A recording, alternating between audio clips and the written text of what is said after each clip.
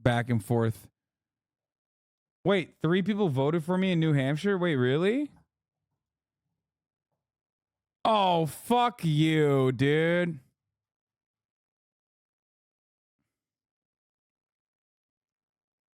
That's fuck. Oh, how do I fall for that? I don't know. I'm such a stupid idiot. That's how I fall for it. God damn it. It's real though? No, it's not.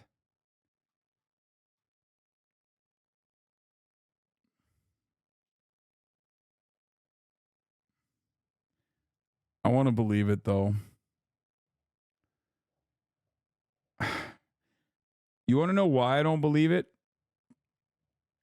Because really, all the Hasanabi heads are technically Asa Hutchinson fans. So the fact that I got more votes than Ada Hutchinson, okay, who got 1 vote, that's why I know it's fake.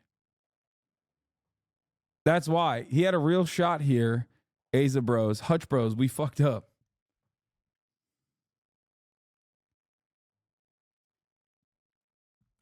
Anyway. Earlier in the day, you told the chatter to get better bait. This is a prime example of good bait. Oh, yeah, no, it's a great bait. At the top of the hour, by the way, there's a 3-minute ad break. If you no longer want to see those ads, all you need to do is subscribe.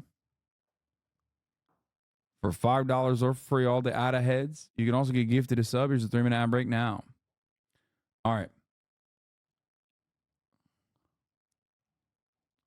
Ben, you're conservative. Destiny, you're a liberal. Can you each describe what key values underpin your philosophy on politics and maybe life? And Digha 5363, thank you for the 50 gifted subs.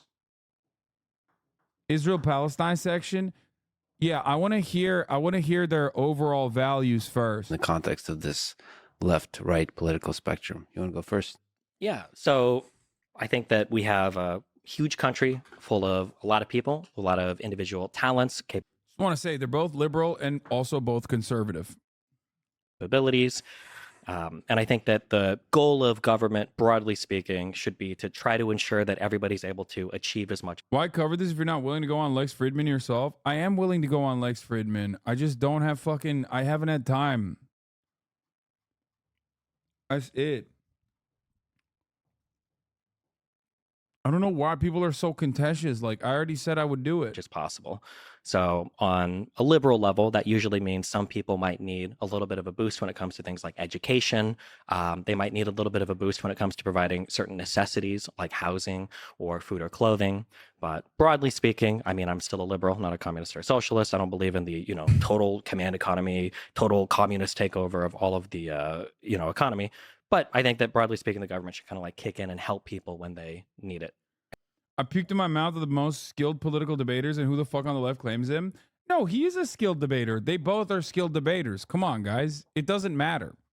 Being a skilled debater doesn't mean that you have good ideas or you are correct. Obviously, Ben Shapiro is a skilled debater, and I would not say that his ideas are good nor correct at all.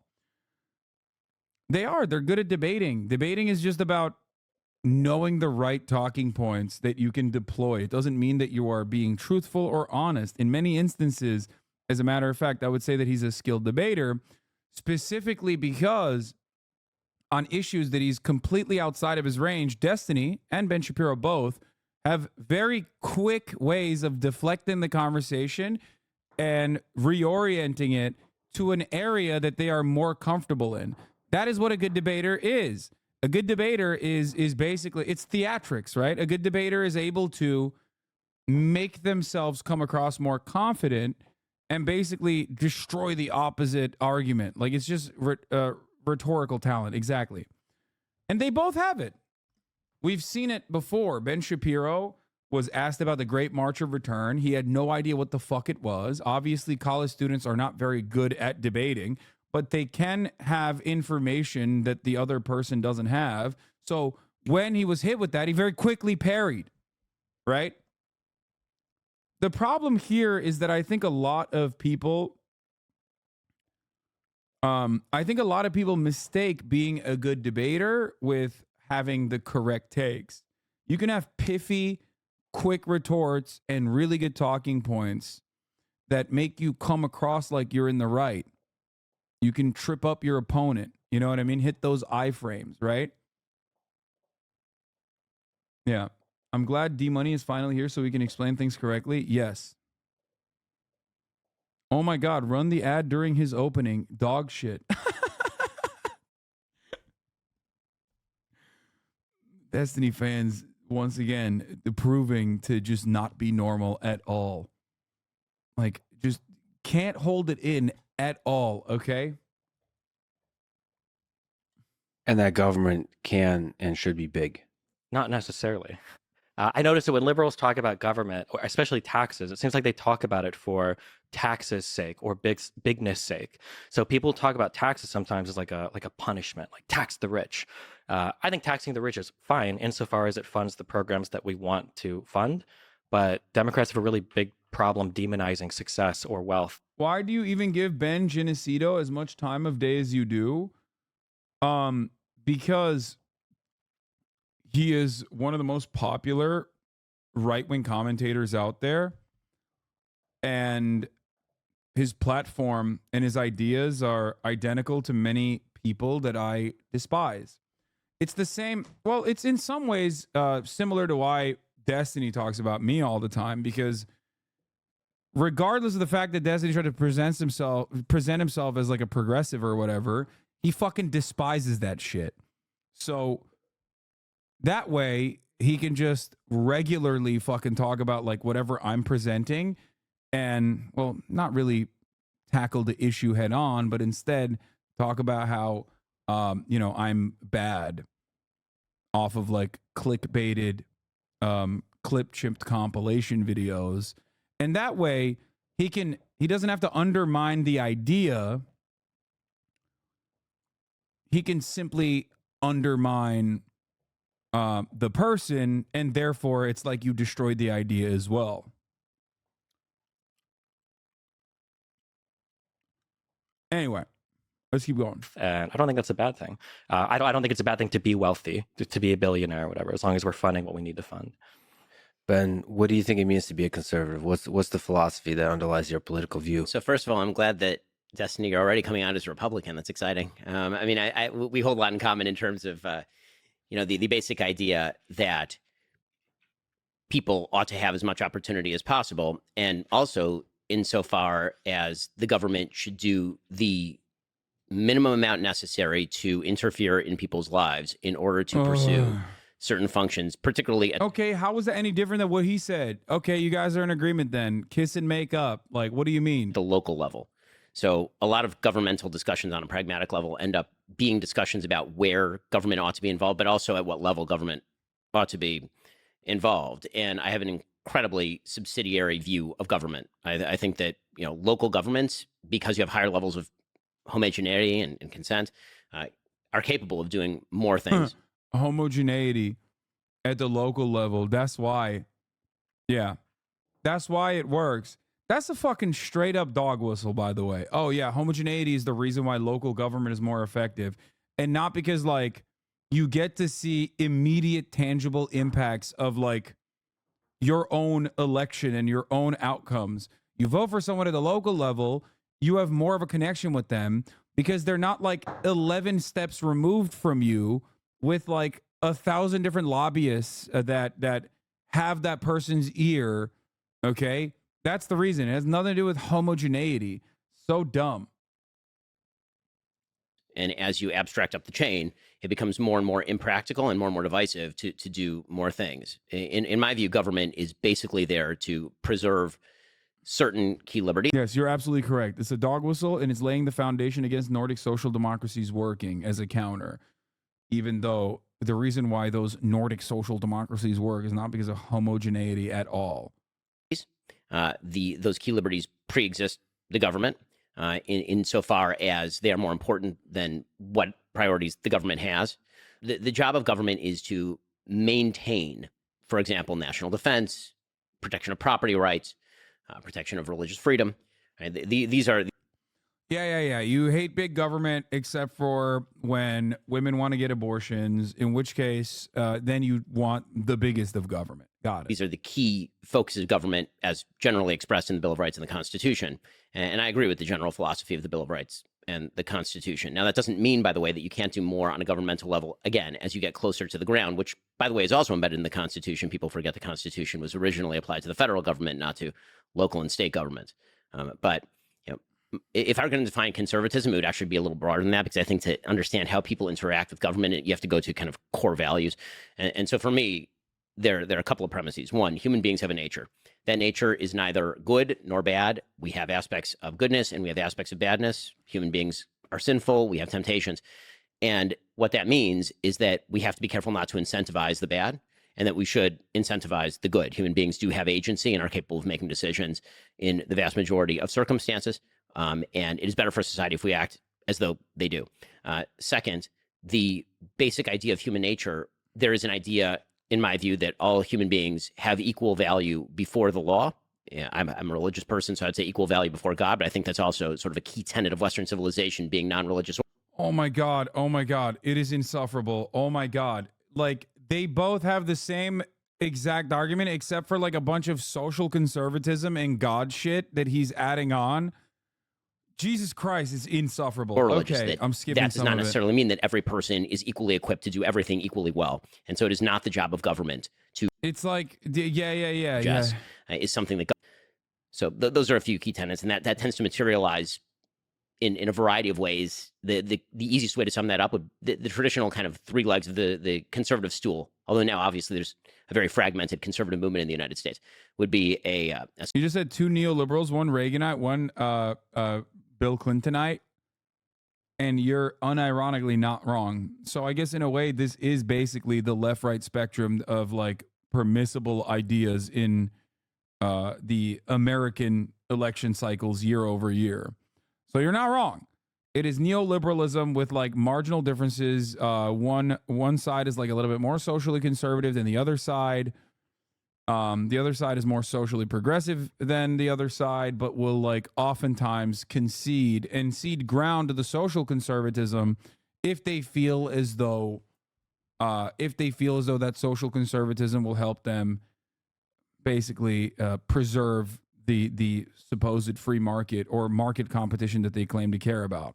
A socially conservative view in which family is the chief institution of society, like the little platoons of society, as Edmund Burke suggested.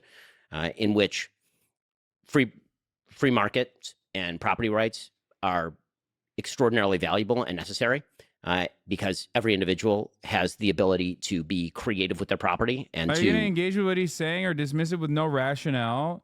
What do you want me to engage with? Like, what can I engage with? He just said he wants he wants little government, and he wants to incentivize good things and not incentivize bad things. Okay. I don't know what he thinks is good and bad. Well, I do know, but it's very different than what I think is good and bad, right? So when he leaves it like that, okay, that is not an idea that is like fun to engage with at all. It's just a stupid fucking argument. You just want me to expose the hypocrisy in his rhetoric, and sure, I will do that for you, okay? He claims he wants small government, but he also wants to stop women from being able to get fucking abortions. There you go. Inherent hypocrisy right there. Just because he turned around and said that I actually also, I don't know, believe in God and you know, the godly way of doing things, and the government should preserve the godly way of doing things, doesn't change the reality. That's inherently hypocritical for him to fucking say this shit. Okay? But thank you. I do love when Ben Shapiro fans come in here and try to tell me to like engage with his ideas. I would love to debate Ben Shapiro. He has chosen not to debate me, but to debate the likes of Anna Kasparian and now Destiny as well. Freely alienate that property. And finally, I tend toward a hawkish foreign policy that suggests that the world is not filled with wonderful people who all agree with us and think like us. And those people will pursue adversarial interests if we do not protect our own interests. Can I ask a And that way he can just like have a hawkish military as well. He can have like a hawkish foreign policy take, despite the idea that he's like some kind of libertarian. question on that? I'm so Yeah, curious. sure. Okay. I'm excited for this conversation because I consider you to be really intelligent. But I feel like sometimes there are ways that conservatives talk about certain issues that seem to defy logic and reason, I guess. So here, and I'm sure you feel the same way about well, I feel the same way about progressives, but even some liberals for sure. Before I ask this question, it's going to relate to education. We can agree, broadly speaking, that statistics are real and that not everybody could do everything. Dude, I'm gonna keep it $1.50. I feel like this is Destiny's way of trying to like bring in more right wingers into his audience and like I guess change their mind by being very nice to Ben Shapiro.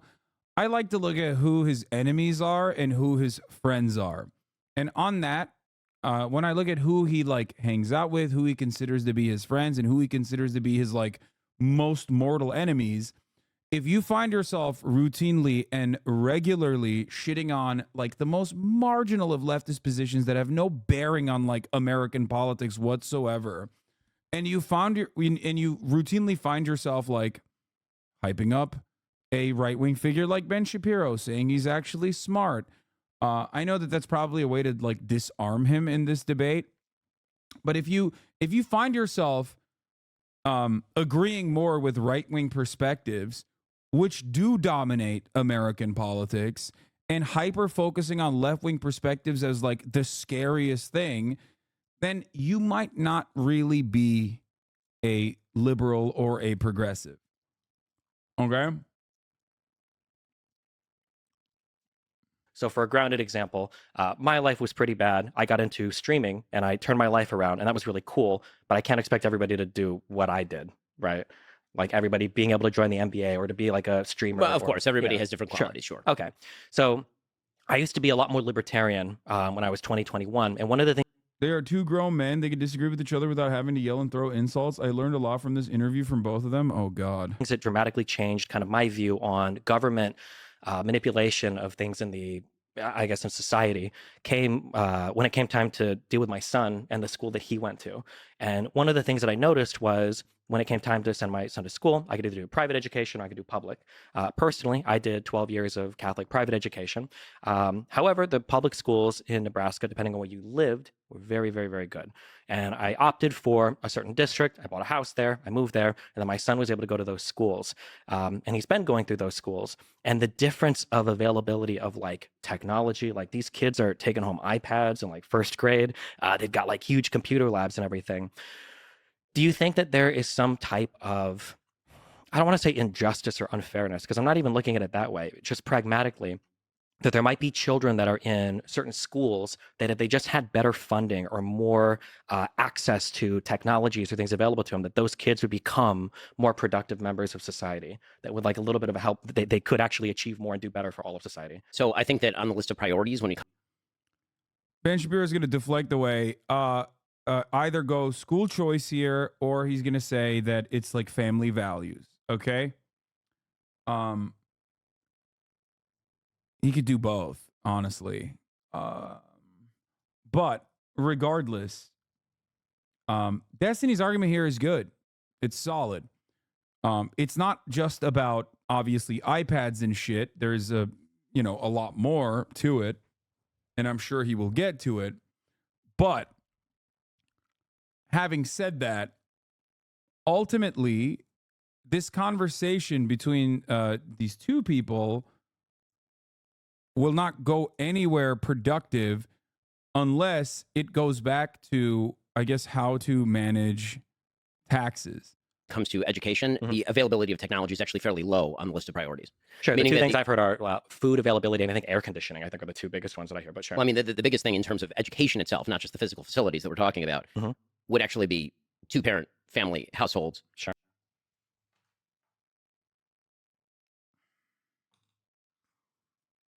Okay. The way to respond to this is quite simple. Okay? Of course he's going to say that because he has nothing else. He's a fucking idiot. The way to respond to this is super simple.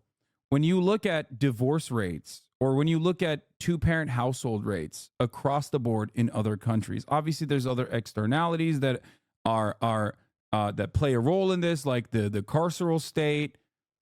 Ben Shapiro will try to, of course, bring it back to like culture, which is a substitute for race in this conversation, right? But when he says, "Oh, it's the parents," it's like that's the real issue with education. The question should be, okay, like divorce rates are increasing all across the world. Why is it that educational outcomes in other countries where they have a better, more efficient public education focused structure, regardless of the divorce rates going in either direction, why do they still yield better outcomes than the United States of America? That's the question. That's the counter to this question, rather.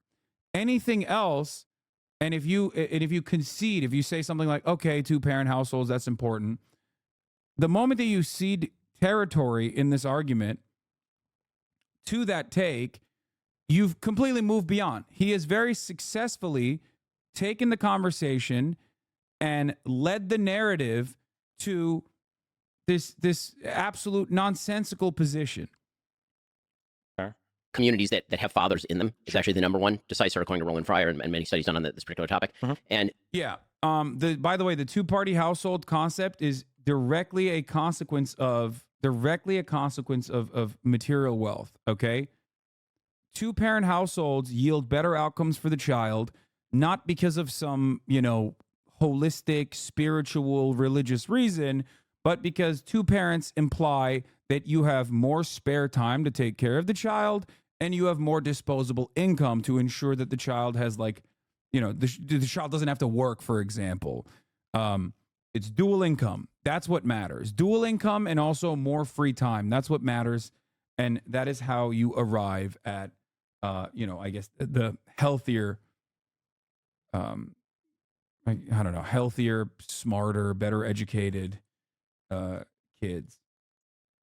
As a child of 1-parent household, this shit's always so pitiful. Blaming all society's problems on broken families negates factors that tend to break those families up. My high school homeroom teacher always dogged on broken families and is incredibly shitty punching down.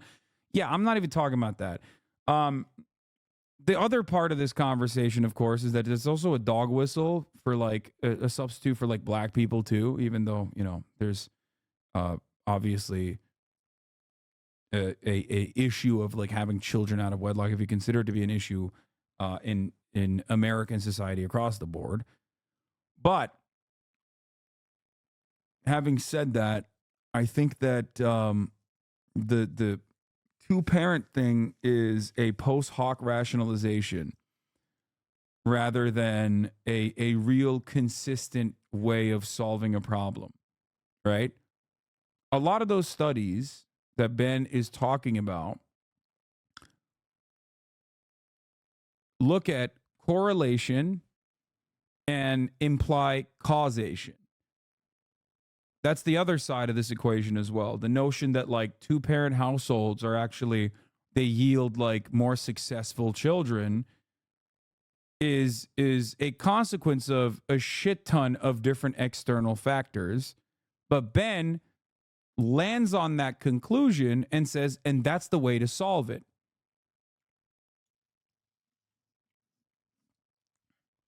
Yeah, people that come from 2-parent households that have more disposable income and more free time to take care of the child are often going to have other factors that play a role in the development of the child as well.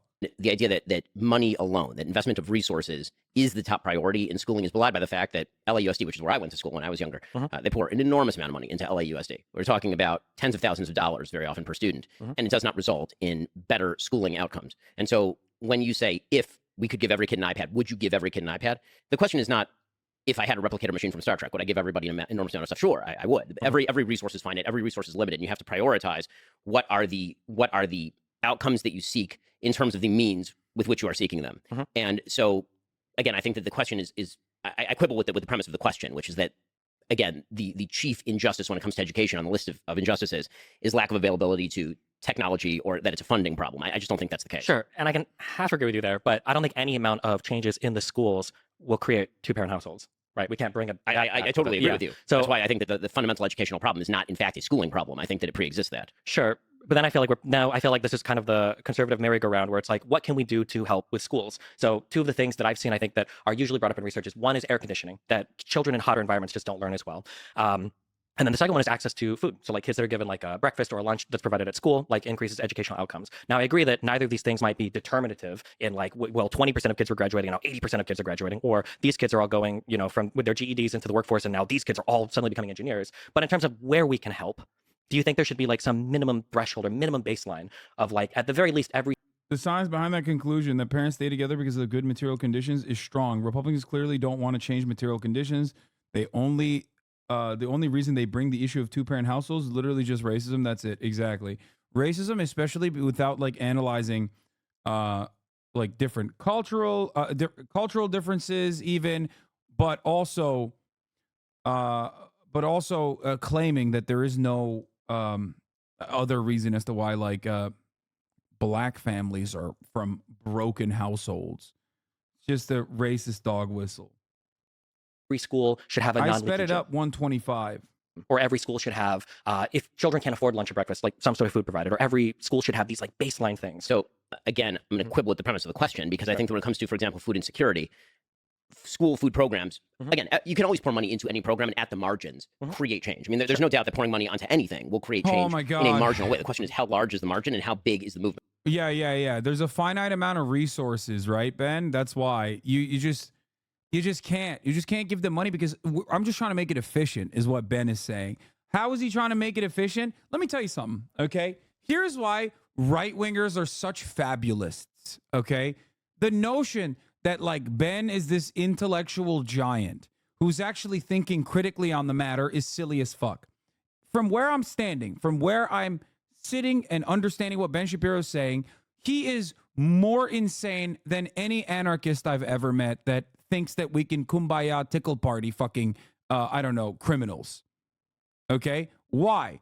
Because he thinks that we can somehow force people to be locked into fucking marriages in a way that like won't cause genuine chaos, like regress on social liberties in a way where the government, he wants small government, unless it's literally arresting what? Moms and dads that actually want to get a divorce? Like, how are you going to do that? It's such a fucking idiotic way to try and solve this problem instead of looking at other comparable OECD nations and seeing what they've done. If we tomorrow looked at the Finnish model and decided we're going to do the exact same thing, you would see educational outcomes that were better immediately. Okay? More funding for schools and a more even way of developing schools would abso-fucking-lutely fix like half the issues.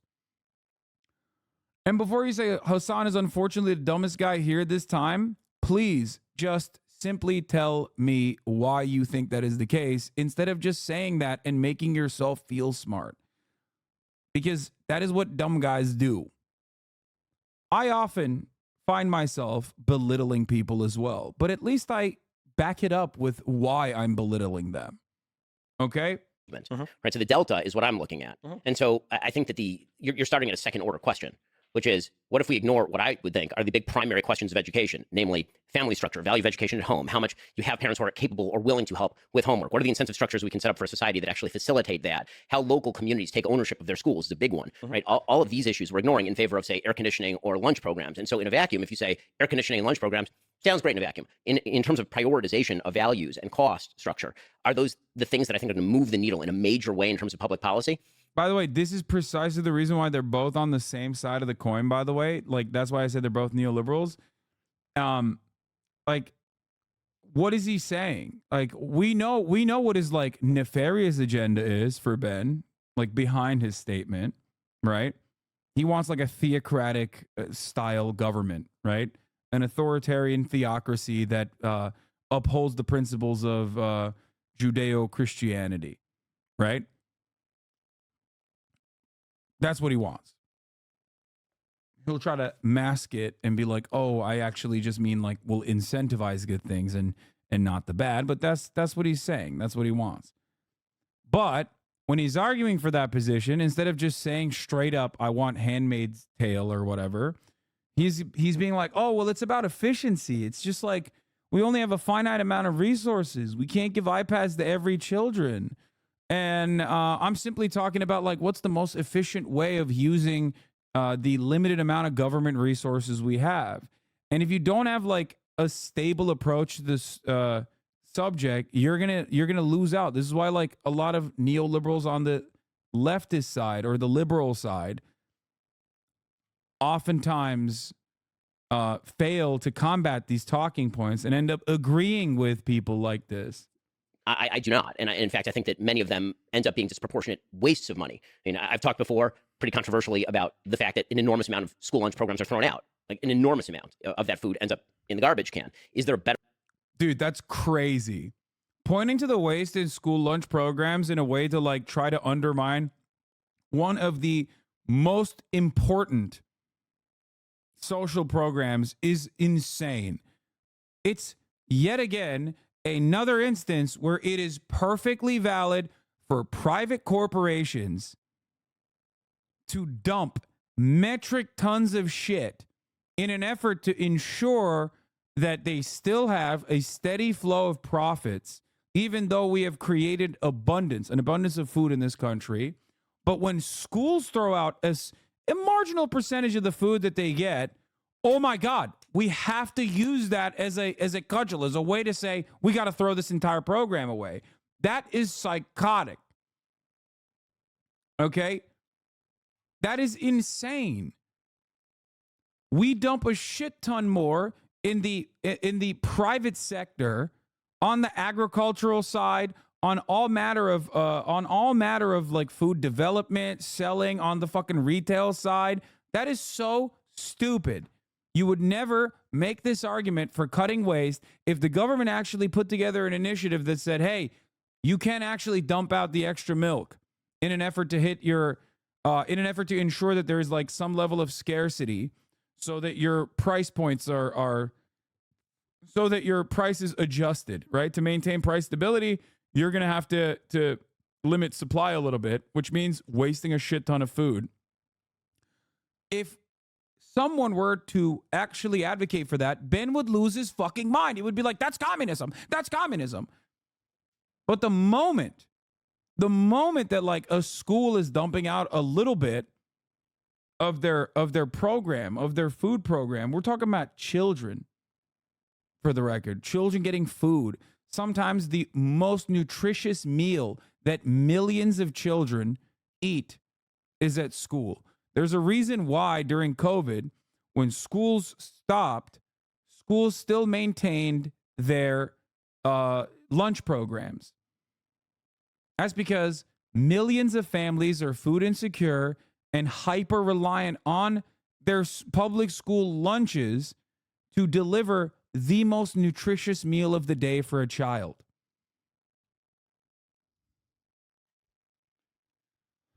Ridiculous.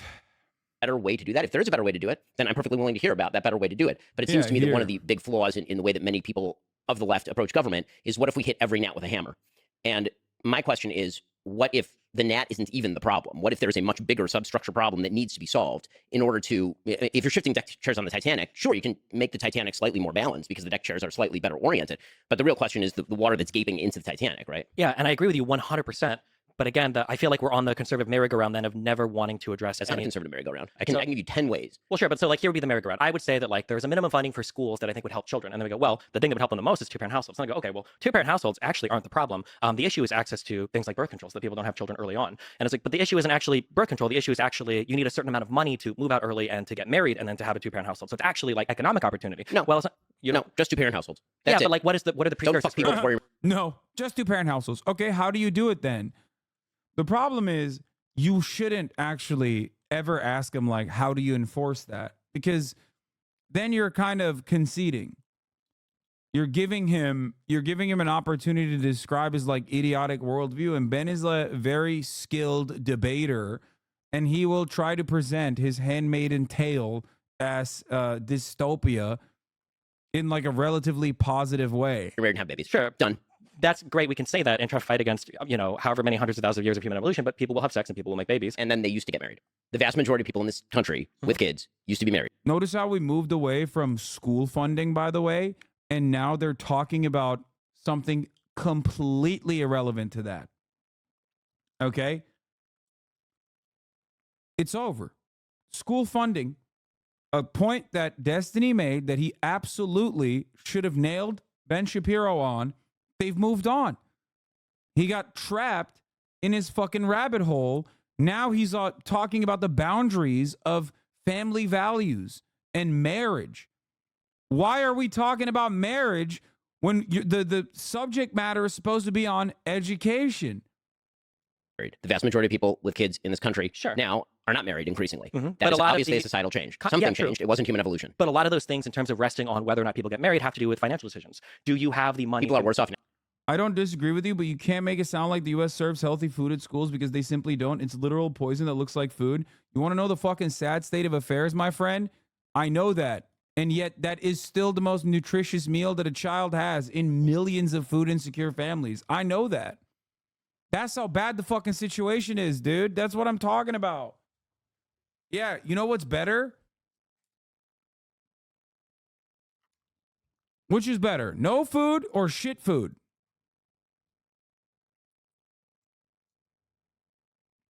I know that. I know that, like, in a lot of these places, guys, I've shit on Amy Klobuchar personally for getting funded by, I believe it was a tomato lobby, to make ketchup appear as a vegetable on school lunches, to make pizza, to get pizza to be considered a vegetable on school lunches because it has enough, like, tomato sauce on it. Okay? Not ketchup. It was pizza and ketchup. So I know how fucked up the process is. I'm simply telling you that even then, it is still more nutritious than nothing. Now than they were 50, 60 years ago when the marriage rates were higher. People are delaying the start of their careers because education is going to be increasingly important. So, in other words, people are richer now and they have more education now, and yet they're having more babies out of wedlock now because they're richer and have more education. I'm saying that one of the biggest indicators for whether or not somebody's willing to get married is how much money both people are making if they can move out of their household. People don't tend to want to get married at 22 when they've just finished college, when they don't have the money to move out and they can't afford a house. Because we have changed the moral status of marriage in the culture, meaning that everyone, poor, rich, and in between, used to get married. That is, by the way, a huge percentage of marriages in the United States used to be what they would call shotgun marriages, meaning that somebody knocked. Dude, none of that is good. None of that is good for the health of society. None of that is good for, like, what women want. And also, it has nothing to do with education. I'm losing my fucking mind. Somebody up, and because they did not want the baby to be born outside of a two-parent household, they would then get married. Do we think that shotgun marriages, though, are a way to bring back equilibrium to education? Yes. Yes, absolutely. Yes, 100%. Do we a think child that, deserves a mother and a father? Sure, Because that is the basis for all of this, including education. Do we think that shotgun marriages are, well, let's say this, do we think that that's a reasonable direction that society would ever take? Or is this like... Yes, it was the reasonable direction for nearly all of modern history. Was, but history moves in one direction, right? Why? Because of time? I mean, people don't think that's in what way is that? And I don't think... It's like, the point is it's completely lost. Like, now they're talking about, like, the history of marriage in the United States of America. Ben is presenting shotgun marriages as a positive because, like, shotgun marriages used to happen. I suspect it's gonna be like shotgun marriages used to happen when someone knocked someone else up and they were forcibly married. And it's like, yeah, huge percentage, by the way. Shotgun marriages used to be 27% of marriages in 1974 and 7% of marriages since 2000, which, by the way, that doesn't mean the percentage of unmarried pregnant women who marry within 3 years of conception has fallen by half since the 1970s, from 51% to 25%. The share of single pregnant women who cohabit by the time the child's birth rose from 8% in the 1970s to 28% today, while the share who married by the birth fell from 29 to 8. What does that mean? That means that a lot of people who have accidental pregnancies still usually are in the child's life. They just don't get shotgun married. Also, absolutely no one, I hope, would make an argument that the 1974 was a good fucking time. That 1974 was a good fucking time for women in general and in marriages.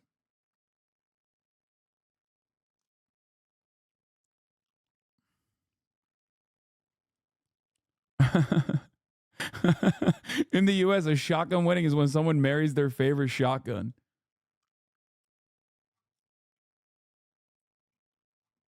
Anyway, I got to point to something here. Not only is what he's saying wrong, right, as we found out,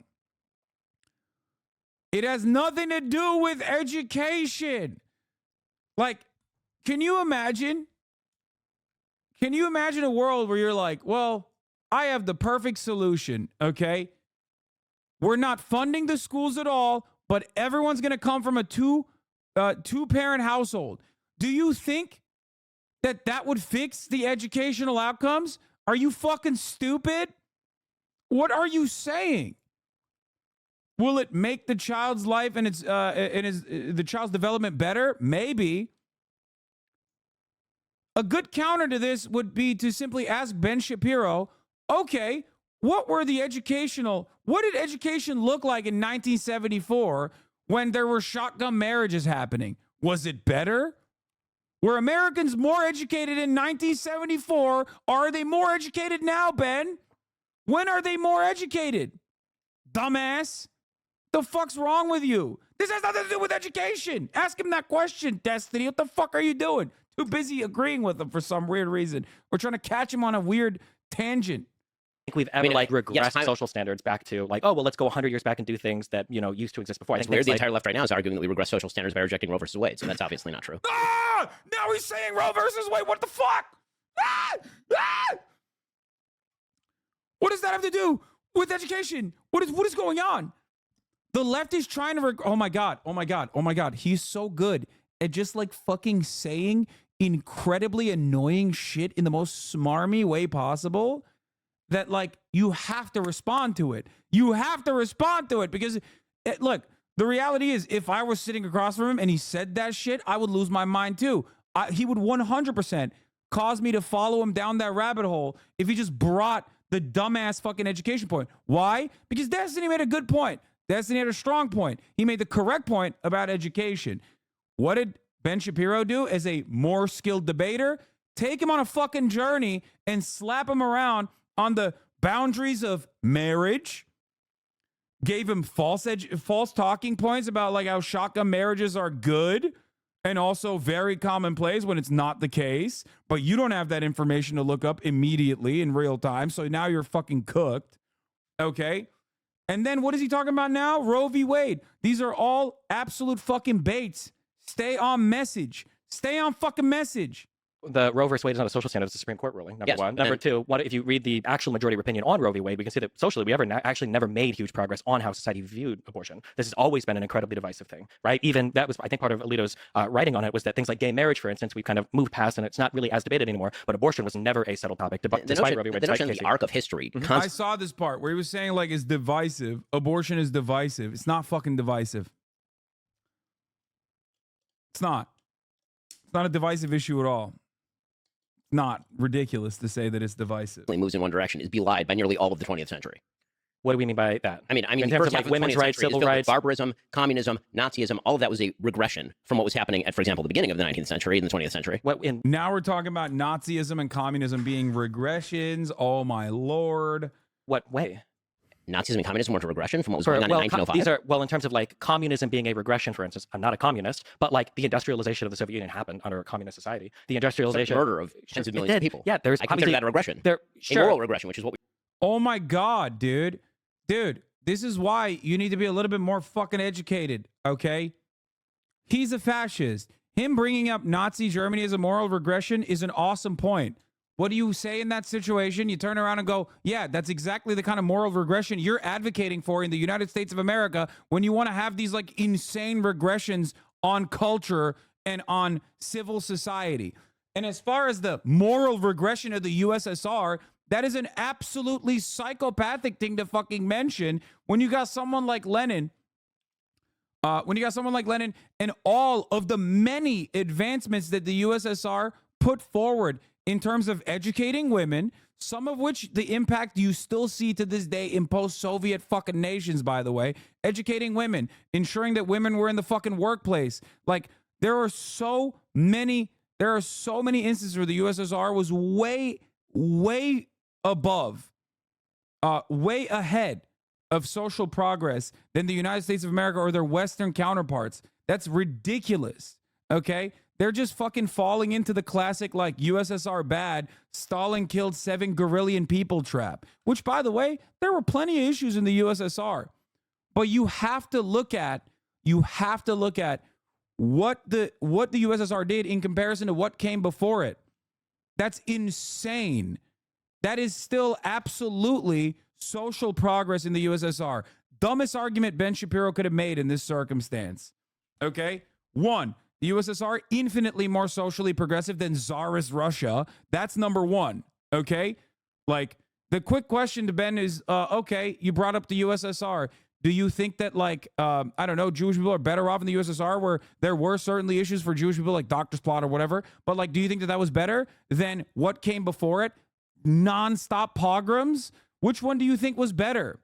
Why are you bringing up the USSR as a point of social regress while simultaneously talking about Nazi Germany as a point of social regress when your worldview aligns with Nazi Germany? Anyway. By the way, while I talked about all this shit, you know what we're not talking about? Motherfucking education! What happened? Where is education in this conversation? We just moved so far away. He brought up the right points. Ben couldn't argue against them, and he just fucking whipped them around like a bitch boy on so many different tangents. This is the problem with debates, chat. That if you are against a skilled orator, a skilled interlocutor, they can just make short work of you, even if they're in the wrong. Destiny's side on the education conversation was correct. But Ben is now bringing him down this, like, weird fucking ladder, step by step, and just slapping him around. And they're now agreeing with one another on, like, the USSR or whatever. Some dumb shit. Also, Lex should have probably done a better job of moderating this debate. Let's be fucking real. That's crazy that they're on like 11 different tangents at this point. How are you not moderating? Ben is basically stating that women shouldn't be able to make decisions about their lives. A huge reason why the amount of women aren't forcing the shotgun marriages anymore. Women nowadays have more freedom to advocate for themselves, as that was seen as a taboo in the 70s. This can be shown by divorce rates. Yeah. Exactly. We are talking about now moral regression. And you're suggesting that moral regression, I wouldn't term a return to traditional values in moral regression. You would. But your suggestion is that history only moves in one direction. And I'm suggesting that history does not only move in one direction. It tends to move actually back and forth. Sure. I don't think that all of history moves in one direction. There are going to be wars. There are going to be times of peace. I think in general, we're more peaceful now than we have been in the past. But I think when we look at the way that people live their lives, I think that we tend to move in a certain direction socially. So when it comes to things like racism, or when it comes to things like slavery or women's rights, I think that there are two huge things that probably aren't. Yeah, Destiny isn't even shistling improperly. Didn't even mention how Hitler praised the U.S. in the early 20th century for their eugenics programs. Or the very obvious fucking take here is immediately turning around and being like, Ben, the social regress of Nazi Germany didn't just stop at the wholesale execution of Jews, okay? The social regress of Nazi Germany was actually identical values that you advocate for. Transphobia, okay? Stopping abortions, criminalizing abortions. Like, these are fundamental principles to make sure that the folk in Germany were able to consistently increase their population size. The idea that Ben is so far removed from Nazi Germany is so ridiculous. You hate unions, right? You hate communists and socialists. You want to criminalize abortion. It's so funny when these guys go, actually, the Nazis actually wanted abortions. Like, it's like, no, they didn't.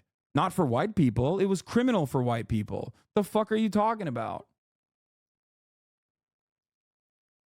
Changing in the US, and one is access to contraception, and one is women working jobs. I think that these two things are probably huge things that are moving us off of shotgun marriages or getting married very early on. And I don't see those. Do you think that those two things are going to change fundamentally? First of all, what the data tend to show is that actually more highly educated people, as you were saying, tend to get married more. So if the idea is that women getting an education somehow throws them off marriage, it's the opposite. Usually, those women are not getting, educated. But those women aren't getting shotgun marriages. Those women aren't having children. Yeah, but now you're shifting the topic. My topic was how to get more people married. And what I've been and then you suggested that higher levels of education are delaying marriage and making it less probable. And what I'm telling you, because this is what the data suggests, is that actually as you raise up the educational ladder, people tend to be married more than they are lower down on the educational ladder. If you're a high school graduate, you're less likely to be married than if you're a postdoc.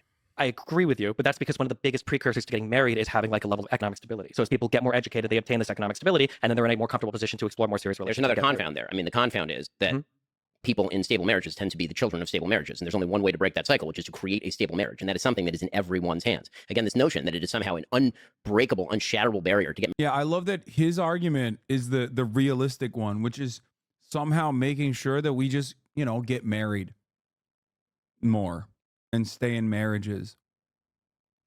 That's nice, man. That's the way to solve education for sure. Just cut school funding entirely and force people to stay in marriages, and boom, problem solved. That's how they do it in Sweden.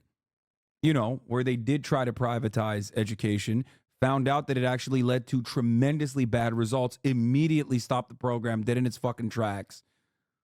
So odd that all of the comparable OECD nations have significantly better educational outcomes, despite the fact that, many of them don't even allow for private education or don't have any of this like charter school bullshit. And there is even funding and better labor protections for teachers. Not true. We have private schools. No, in Sweden, they tried to do a similar program to the Democrats in the 90s in the United States of America, revert some of the funding from public education and public institutions to private institutions in Sweden. They quickly dropped the program. They still have private schools in Sweden, but it's, of course, going to always happen because you have neoliberal capitalists that are advocating for it. But they very quickly changed, if I recall correctly, the charter process that they had. The public to private substitution program that they had. Yes, there's a big difference between private schools and charter schools. Probably a late point, but what about charter schools? Charter schools are dog shit.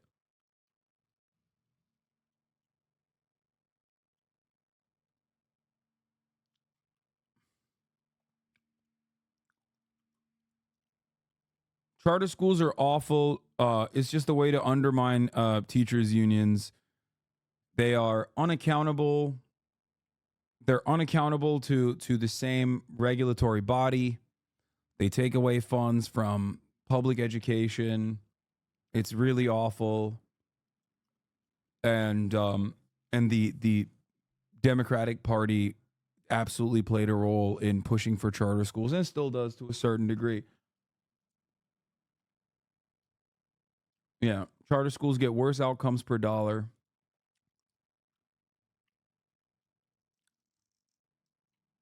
Also, charter schools, because they're unaccountable and not really regulated by local governments, sometimes they just straight up end. Like they just close up. They just close down. Donda Academy style. Get married and have kids. I don't understand where this is coming from. Why is that such a challenge? I don't think it's unbreakable or unshatterable. The initial point was for school, if we can provide a minimum level of educational stuff for children, that'd probably be good. But when we retreat back to, well, it has to be the families that are fixed first, fixing families is a multivariate problem that has so many different. I am fine. Within my local community, we all vote. Again, I've suggested that there's a difference between local community and federal. I'm fine with my local community voting for school lunches or air conditioning or whatever it is that we all agree to do, because the more local you get, the more homogeneity you get in terms of interest and the more interest you have in your neighbors. All that's. This is not what I'm talking about at all. Sweden's school minister declares free school system a failure. Lotta Edholm aims to limit the profit-making ability of free scholar in her plans for education reform. Pledging the biggest shakeup in 30 years, calling the question a model in which profit-making companies run state education. This is a relatively new version of what I'm talking about. This happened before. This is the second. I guess this is like they are now talking about it again. But this happened a couple years prior as well, when they first brought it up.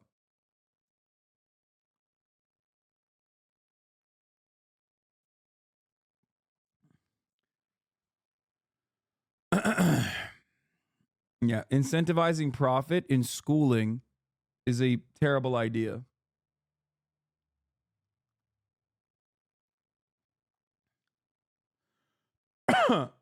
Biden lost Democratic New Hampshire presidential primary to fill in the blank. How damned embarrassing. I don't believe that. It's on Newsmax, dog. Come on. I mean, not that it matters. That's fine. I'm part of a very, very solid community. In our community, we give to each other. We have minimum standards of helping one another. All that's wonderful. When it comes to the actual problem of education, what I object to in the political sphere, and this happens all the time, is everybody is arguing on top of the iceberg about how we can move the needle 0.5 percentage points, as opposed to the entire iceberg melting beneath them. And we just ignore that. And we pretend that that's just, Yeah, the entire iceberg melting beneath the education is the education problem is 2-parent households. sort of the natural consequence of thing. The arc of history suggests that people are never going to get married again. Well, I mean, actually, what the arc of history suggests, realistically speaking, is that the people who are not getting married are not going to be having kids. And what it also suggests, the people who are married are going to be having kids. And so the demographic profile, actually, over time, is rather going to shift toward people who are having lots and lots of kids. I'm married. I have 4 kids. Everyone in my community is married. It's like minimum buy-in in my community is 4 kids. Okay, and so what's happening actually in terms of demographics is that the people who are more religious and getting married are having more kids. And so if you're talking about the arc of history shifting toward marriage, I would suggest that actually demographically over time, long periods of time, not over one generation, over long periods of time, the only cure for low birth rate is going to be the people who get married and have lots of kids. Yeah, I don't necessarily disagree with any of that, but I'm just saying that, again, on the... Why? Why don't you disagree with any of that? The fuck's he talking about?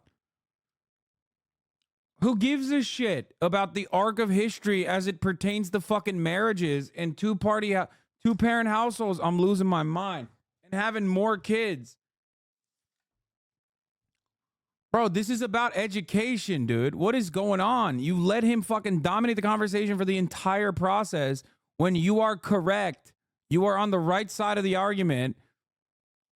This is what I mean. Ben knows Destiny's on the right side of this argument. Okay? And it took him literally nothing, absolutely nothing to just like move the conversation and dance around the issue and shift his focus to like the arc of justice and social progress for like fucking 20 minutes. That's crazy. I know you're upset when I bring up the term merry-go-round. I think that there are good conversations to be had about people getting married because stable families produce stable children that are less likely to commit crime, that are more likely to go to school. Isn't Ben technically on the right side? Fuck no, Ben's not on the right side. What the fuck are you talking about? They're both like, one is sometimes center left, other times really far right, depending on what fucking issue you're talking about. This one is completely far right on everything, okay? More likely productive members of society, et cetera, et cetera. I'm not going to disagree with you on any of that. All of that is true. It's just frustrating that sometimes when you bring up any problem, all of it will circle back to other things that makes it seem like we can't make any progress in any area. Destiny's on the left? No, he's not. He's not. Like, come on. Like fixing In what way? I mean, I literally just told you that on the local level, I'm fine for people voting for air conditioning. Yeah, but so for instance, on the local local level, so for school funding is done, I think, generally per district. So what do you do when you have poor districts that can't afford air conditioner for their schools? I mean, the idea there would be that presumably if the society, meaning the state, and I generally don't mean the federal state, I mean like the state of California, for example, decides that everybody ought to have air conditioning, people will vote for air conditioning, and that's perfectly legal. And I don't think there's anything morally objectionable about that per se. Cool. I also don't think that that's going to heal anything remotely like the central problem. Sure, and I think that what tends to happen in terms of government is people love arguing about the problems that can be solved by opening a wallet, and nobody likes to solve a problem by, closing their sex life to one person, for example, or having kids within a stable religious community, like the things that actually build society. I'm fine with arguing about each of these policies, and sure, whether we apply them or not is a matter generally of pragmatism, not morality. It's a matter of incentive structures, not per se morality, because incentive structures do have moral underpinnings. There's such a thing as, for example, if you're going to use a welfare program, you have to decide how effective it is, to what crowd it applies, where the cutoffs are. Does it disincentivize work? Does it not? All of these are pragmatic concerns. But on a moral level, the generalized objection that I have to people on the left side of the aisle is that they like to focus in these conversations. Very often it feels as though it's a conversation with people who are drunk searching under the lamp for their keys. The problems they want to look. Yeah, now they're going to get on a collective fuckfest of like dunking on this imaginary liberal, which they will of course cast as like, I assume, the progressive side of this conversation, as pie in the sky idealists who don't know what the fuck they're talking about, and then circle jerk on how smart and intelligent their solutions are. When Ben's fucking solution is psychotic, Destiny at least like brought up good points and completely fucking dropped them. Look at are the problems that are solvable by government, and then all the problems they don't want to look at, which are the actual giant monsters lurking in the dark. and not particularly solvable by government are the ones they want to ignore and assume are just the natural state of things. And I don't think that's correct at all. And I 1,000,000,000% agree. And then obviously my criticism for the conservative side is the exact opposite, where there are parts where government could remedy some issues. For instance, children having sex with each other and producing other children out of wedlock. Like sometimes having after-school programs is nice to prevent that. Like I didn't have time for these things when I was in school. I was doing football practice. I was doing cross-country practice. I went in early for a band. I agree with you that sometimes people only focus on one end of the problem. I hate to be that guy, but as somebody that have you ever watched The Wire? Sure. I'm not going to cite The Wire as a real life example, but like obviously there's only so much you can do in a school when the children coming in are so beyond destroyed because of the family life and everything prior to them even getting to school that day. So I agree. Government is not like the solution to broken families. That would never be the case. And it's actually not the solution to education, depending on the kind of solutions that you're talking about. Some solutions, yes. Some solutions, no. Yeah. So the only thing I'm looking at is, as I said earlier, just like these minimum threshold things. What are the solutions of the government? What is a government intervention that Ben thinks is appropriate? Stop agreeing with him. What the fuck? Stop agreeing with him. What are the solutions? He's just fucking, dude. He just keeps saying, oh, some yes, some no. You're not pinning him down at all. If this was, okay, if Destiny was sitting across from some like 18-year-old queer teenager furry who's like talking about revolution now on Twitter, okay, he would be literally doing everything in his might while simultaneously holding back slurs to pin this person down on their fucking positions. But when it's actually Big Dick Daddy Shapiro, he can't just turn around and be like, let's explore the logical boundaries of your worldview. What the fuck are you doing? You got all the smoke for some random fucking furry person from your Discord that you pulled out, but you don't got shit for Ben Shapiro? This motherfucker's in charge of the Daily Wire. I'm losing it a little bit. Come on, dude. Have you considered that Destiny may want a contract with the Daily Wire?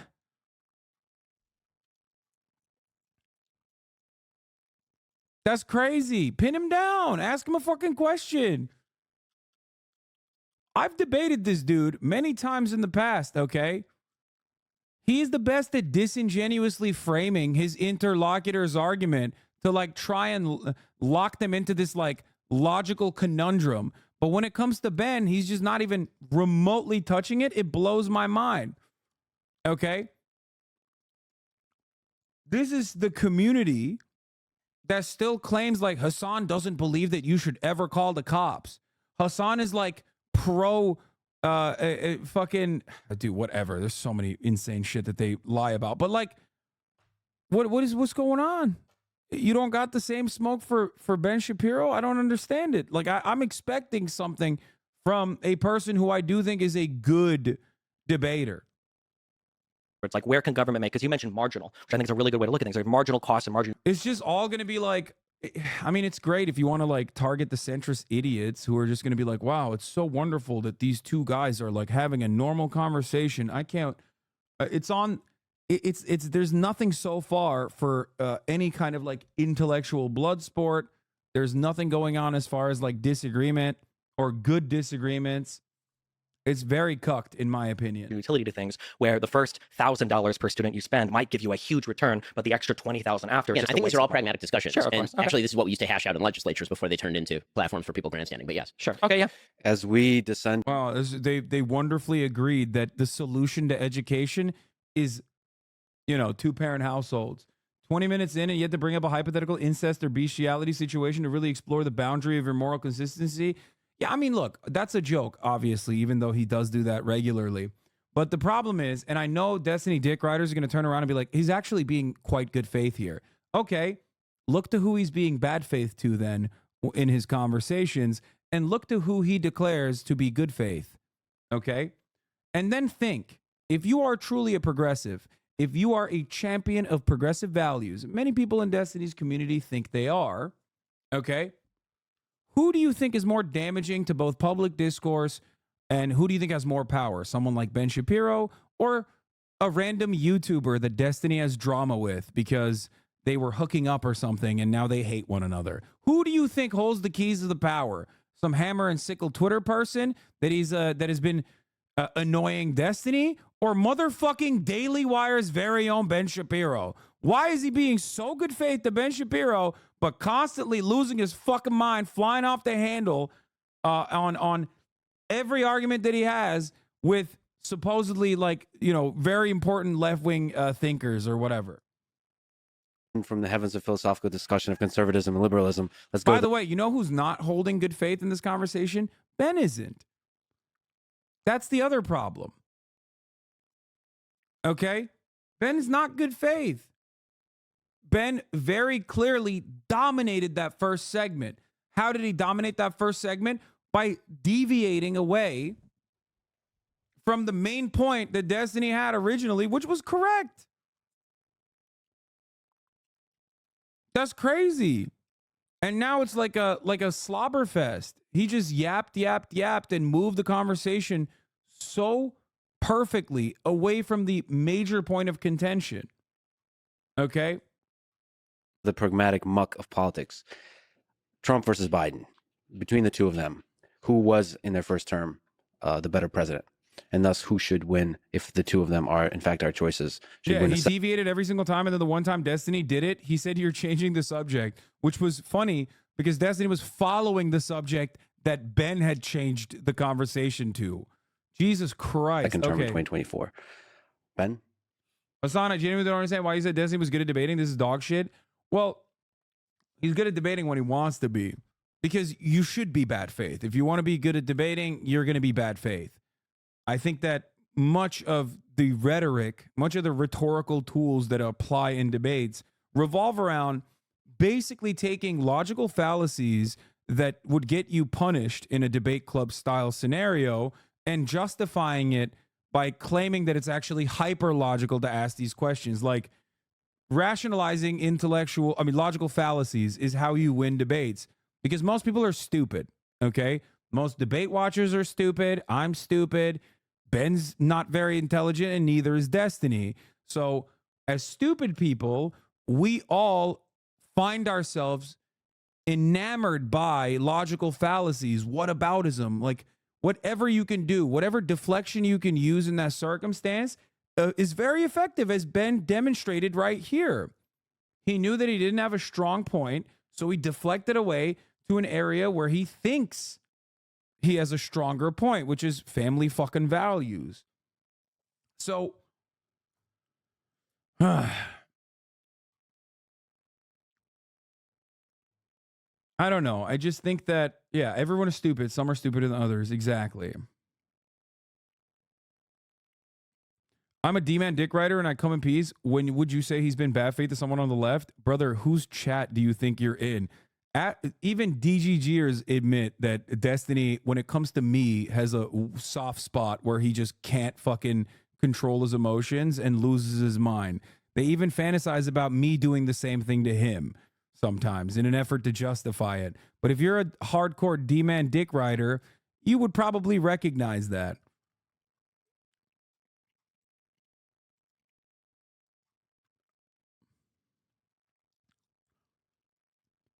Destiny is very bad faith when it comes to debating people that he truly wants to like ritualistically humiliate. And by that I mean like people who really he really considers to be his like ideological opponents. And oftentimes it has nothing to do with ideology at all and everything to do with like the vibes, okay? That's it. He likes the thrill of the debate, I guess. Just like I like the thrill of the top of the hour ad break and debating you. Can you give an example? Yes, he, for example, very clearly, knowing full well that it was false, repeated the narrative that I had like gone to a child sex trafficking brothel or some shit. Like he knew that that wasn't real, but he still said it. Okay. And often, or any number of different instances where he will like, when I get brought up, he just like has a barrage of shit that is readily available that he's just like his brain shuts off into, that he just spits out. That's not a real argument. You know what I mean? Like, see, and then his followers will say, "Not true, he defended you on that law." Brother, he didn't defend me. He said it, and then his own community started yelling at him for spreading a false rumor, and then he turned around and probably fucking tried to, cover his ass a little bit. Also, recently, one of his incredible, one of his most incredible takedowns was calling me a fucking Turkish loser, or that time when he said I should go back to my own country, or all this shit. You know what I mean?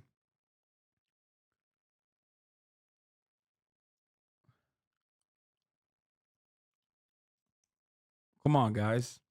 There's a lot of old Destiny fans in this community still that are fans of mine from way back in the day. Yeah.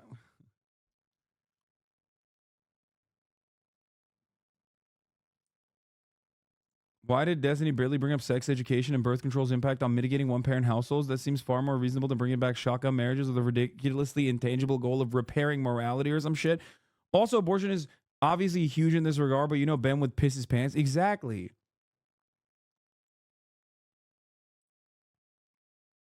Yeah.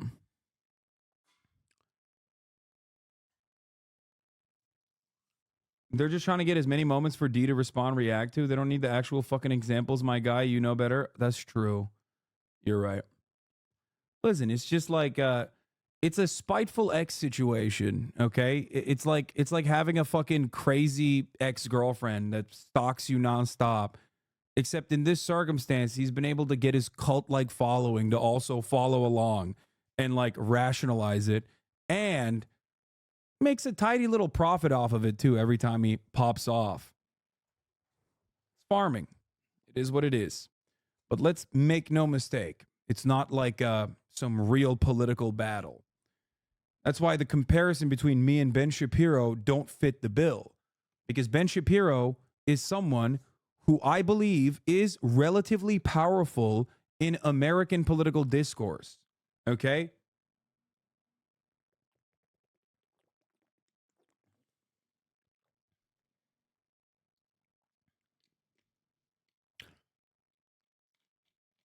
Sure. So, in terms of actual job performance, you have to separate it into a few categories. In terms of actual performance in foreign policy, I think Trump's foreign policy record is significantly better than Biden's, the world being on fire right now. It's okay, though. Destiny's fans will look at this interview and go, he's not being a pushover here and like allowing Ben to make him jump through hoops, and actually is like doing incredible bridge building exercises. Being a fairly good example of that. And we can get into each aspect of the world being on fire and where the incentive structures came from and how all of that happened in a moment. When it comes to the economy, I think that Trump's economic record was better than Biden's. Doesn't mean he didn't overspend. He did. He wildly overspent. But he also had a very solid record of job creation. A huge percentage of the gains in the economy went to people on the lower end of the economic spectrum. Actually, the gross income to the average American was about $6,000 during his term. The unemployment rates were very, very low before COVID. I think that you almost have to separate the Trump administration into sort of before COVID and during COVID, because COVID obviously is sort of a black swan event, the most signal change in politics in our lifetime. And so, governance during COVID is almost its own category, which we can discuss.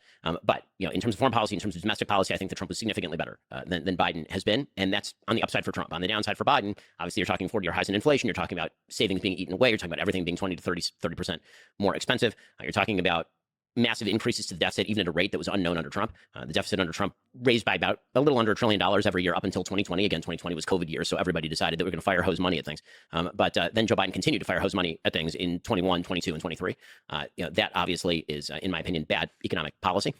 And then you get to the rhetoric, and you get to the stuff that Donald Trump says. And as I've said before, my view is that on Donald Trump's epitaph, on his gravestone, it will say Donald Trump. He said a lot of shit. I think that Donald Trump does say a lot of things. I think that that is basically baked into the cake, which is why everyone who's bewildered by the polls is ignoring human nature, which is at the beginning, when you see something very shocking, it's very shocking. And then if you see it over and over and over and over for years on end, it is no longer shocking. It is just part of the background noise, like tinnitus.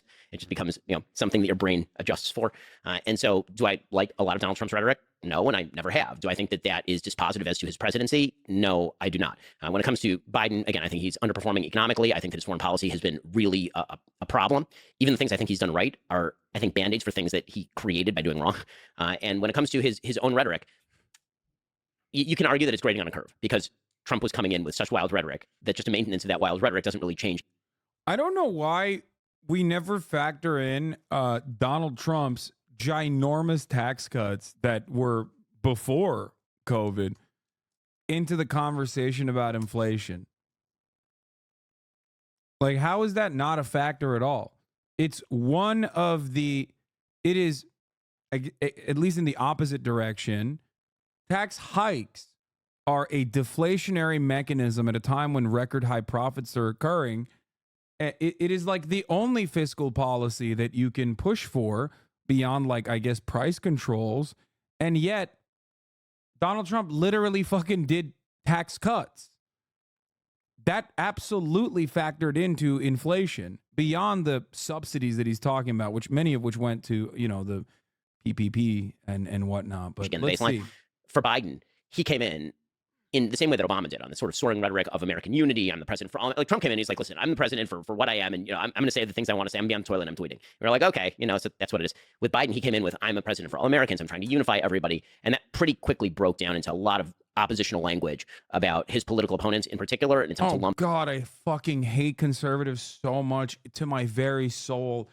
Jesus Christ, nothing fucking whips me back into shape. Like, sure, I despise liberals who love wars and stuff, but god damn, they're such pathetic little fucking losers. Just like, man, Joe Biden came into office and said he was going to be the president for everybody, and he dealt with Mitch McConnell like a real reasonable man, but also simultaneously sometimes he said these MAGA Republicans are going too far. It's like, bitch, you say that too, Ben, you fucking asshole. Shut up. Shut the fuck up.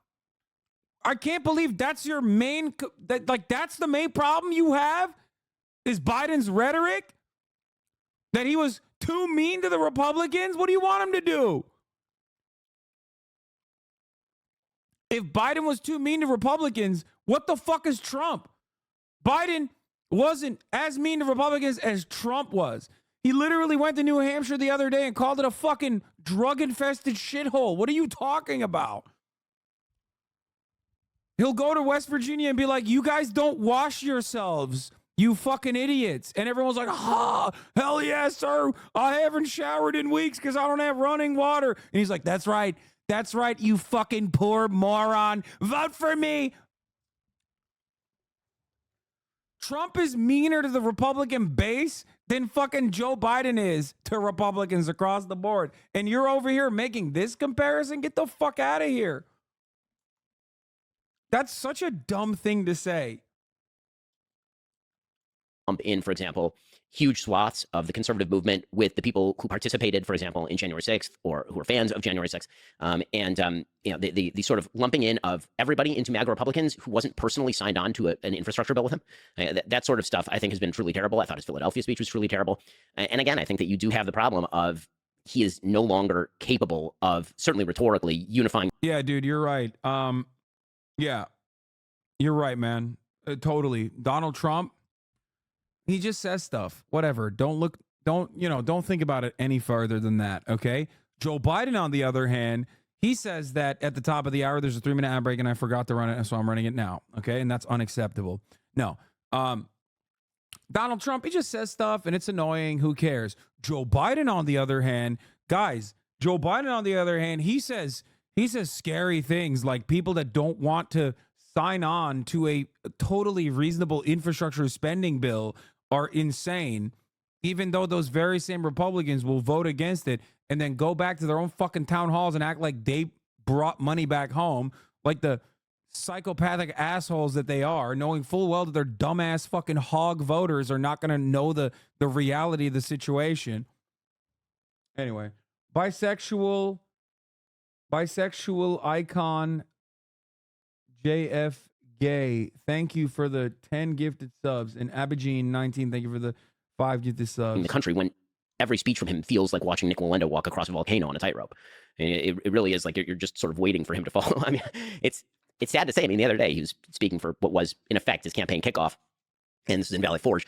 And I mean, Jill rushed up there like off the as soon as he was done. Jill rushed up there, like she'd been shot out of a cannon to come and try and guide him away so he didn't become the Shane Gillis Roomba.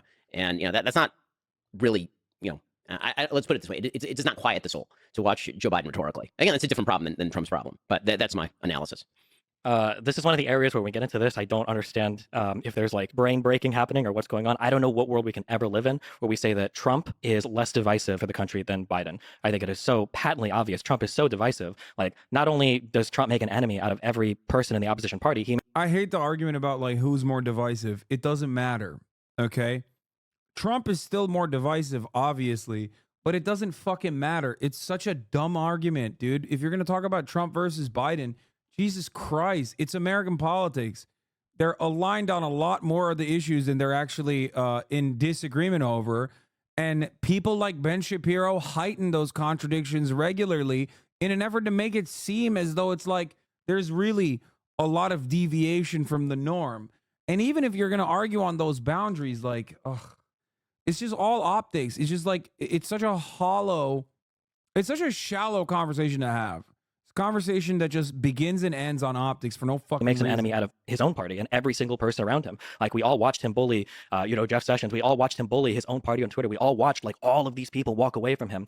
Even recently, I think his the Secretary of Defense Esper and John Kelly, the Chief of Staff, were saying, I think Trump is a threat to democracy. You got all of his prior people that were around him, some of his closest allies. You've got Bill Barr that won't co-sign a single thing that he says. You've got all these people that he used to work with that all say Trump is a horrible, evil person. He is ineffective as a leader. He doesn't accomplish anything, and he didn't. To say that Biden has failed at bipartisanship when we've got That's also wrong. Wrong. Donald Trump. This is something that I actually, this is literally something that I debated Destiny on. All the Destiny heads that are watching right now, if you want to see a fucking debate daddy, if you want to see your debate daddy get fucking owned on this, okay? I literally argued with Destiny on this where I said Trump is a very successful Republican. Something I stand on to this day, something that I fucking absolutely owned him on as well. If you want to go fucking watch a debate on those boundaries, it's somewhere on my YouTube. I don't remember. It's like fucking so many years ago. But Donald Trump is a phenomenally successful Republican. If anything, the Republican Party is currently experiencing whiplash because they're victims of his success. Okay? Donald Trump is not unsuccessful at all. He was profoundly successful for Republican Party policies. He packed the courts. He destroyed the regulatory agencies. He offered fat tax cuts for no fucking reason at a time when there was no necessity for it. 3 Supreme Court justices, luck or not, doesn't matter. He did that shit. Okay? So the idea that he's not a successful Republican. By the way, hold on, where is it? Oh.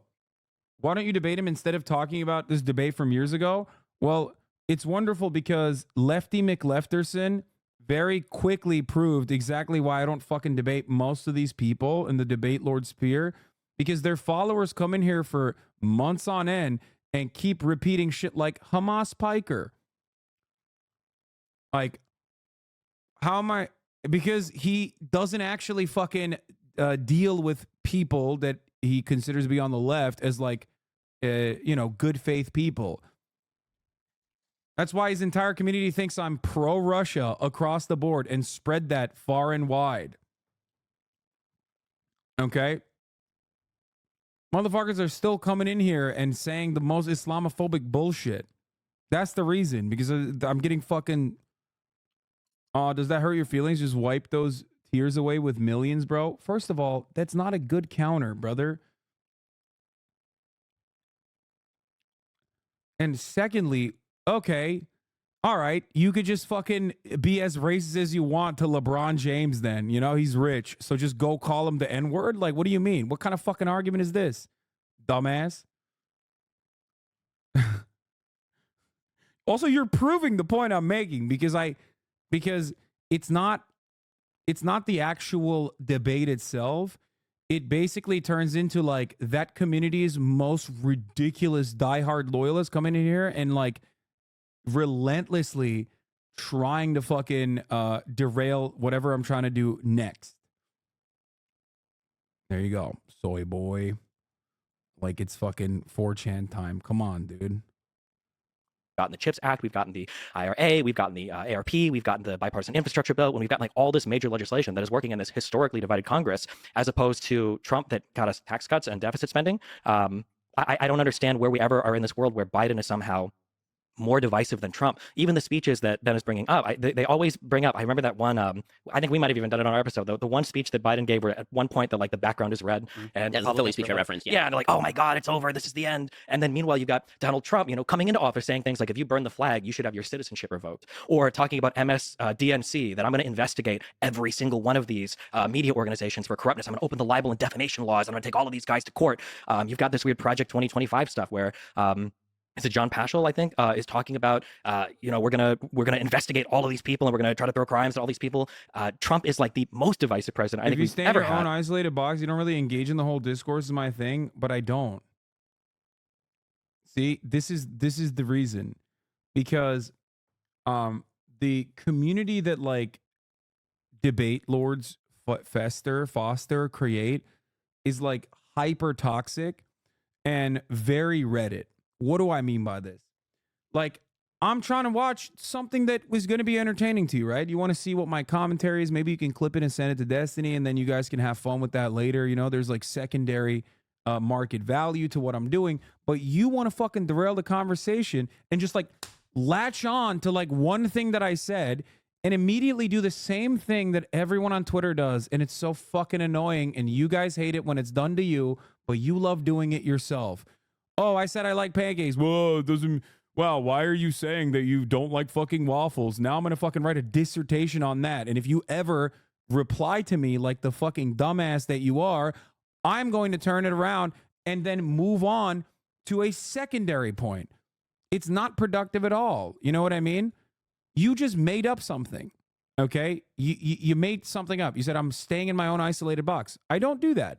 I collaborate regularly with a lot of people, okay? With a lot of people. I go and I debate people on television. I go and I debate people that have different opinions than me. But just because I'm not debating the one person that you want me to debate, you're like, oh, well, you're in your isolated box. That's not the truth. Do you understand? That's it.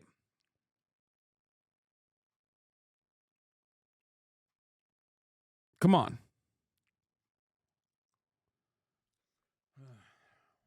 In at least in my lifetime of being an American citizen, and the rhetoric from him is just, it's on a whole other level in terms of the demonization of political opponents. I mean, this is a guy that's known for giving his political opponents bad nicknames, right? Like, that's what Trump does. It's funny, but even as a resident of Florida, Look, this is another good one. See, I think you supporting people, like, this is not a conversation. This is an accusation. I think you supporting people calling him Cuban slurs is pretty messed up. This accusation also has hidden premises inside of it, okay? What am I supposed to do? Address each individual faulty premise that you have inside of this accusation that you launched in here? One, I'm supporting people calling him Cuban slurs. What are the Cuban slurs? Now I have to talk about like gusano or whatever the fuck that means. That's a whole different can of worms and a totally specific discourse that is unfortunately not been able to launch and become like a real tangent, but people bring it up regardless. And then you say just because his parents were Cuban immigrants, you call them Cuban slurs, which is also ridiculous, okay? While simultaneously the community is calling me Hamas biker, saying that I look like Osama bin Laden or behave like Osama bin Laden, saying that I'm like a fucking Islamist fundamentalist that defends terrorism. And it's the N-word saying community that aligns with Nazis regularly as long as it like belittles the left. I'm sorry, you have no moral leg to stand on. You know what I mean? You can't be fucking calling me an Islamic terrorist every goddamn day and then be like, well, I can't believe some members in your community say Gusano, and you said it's actually cringe to fucking say that to Destiny, but I'm still gonna act like you're constantly calling him a fucking Cuban slur. And also, and then you finally recognize that it's not even a thing, so you go, at least you stopped allowing it now. You didn't make an argument at all. You just came in here to shit stir, clip it out of context, put it on LSF, brigade the shit out of it, and then have Destiny make 11 videos about how racist I am. And then some goddamn dumbass liberals will get suckered into going, you know what? Maybe this is kind of racist. I don't even understand.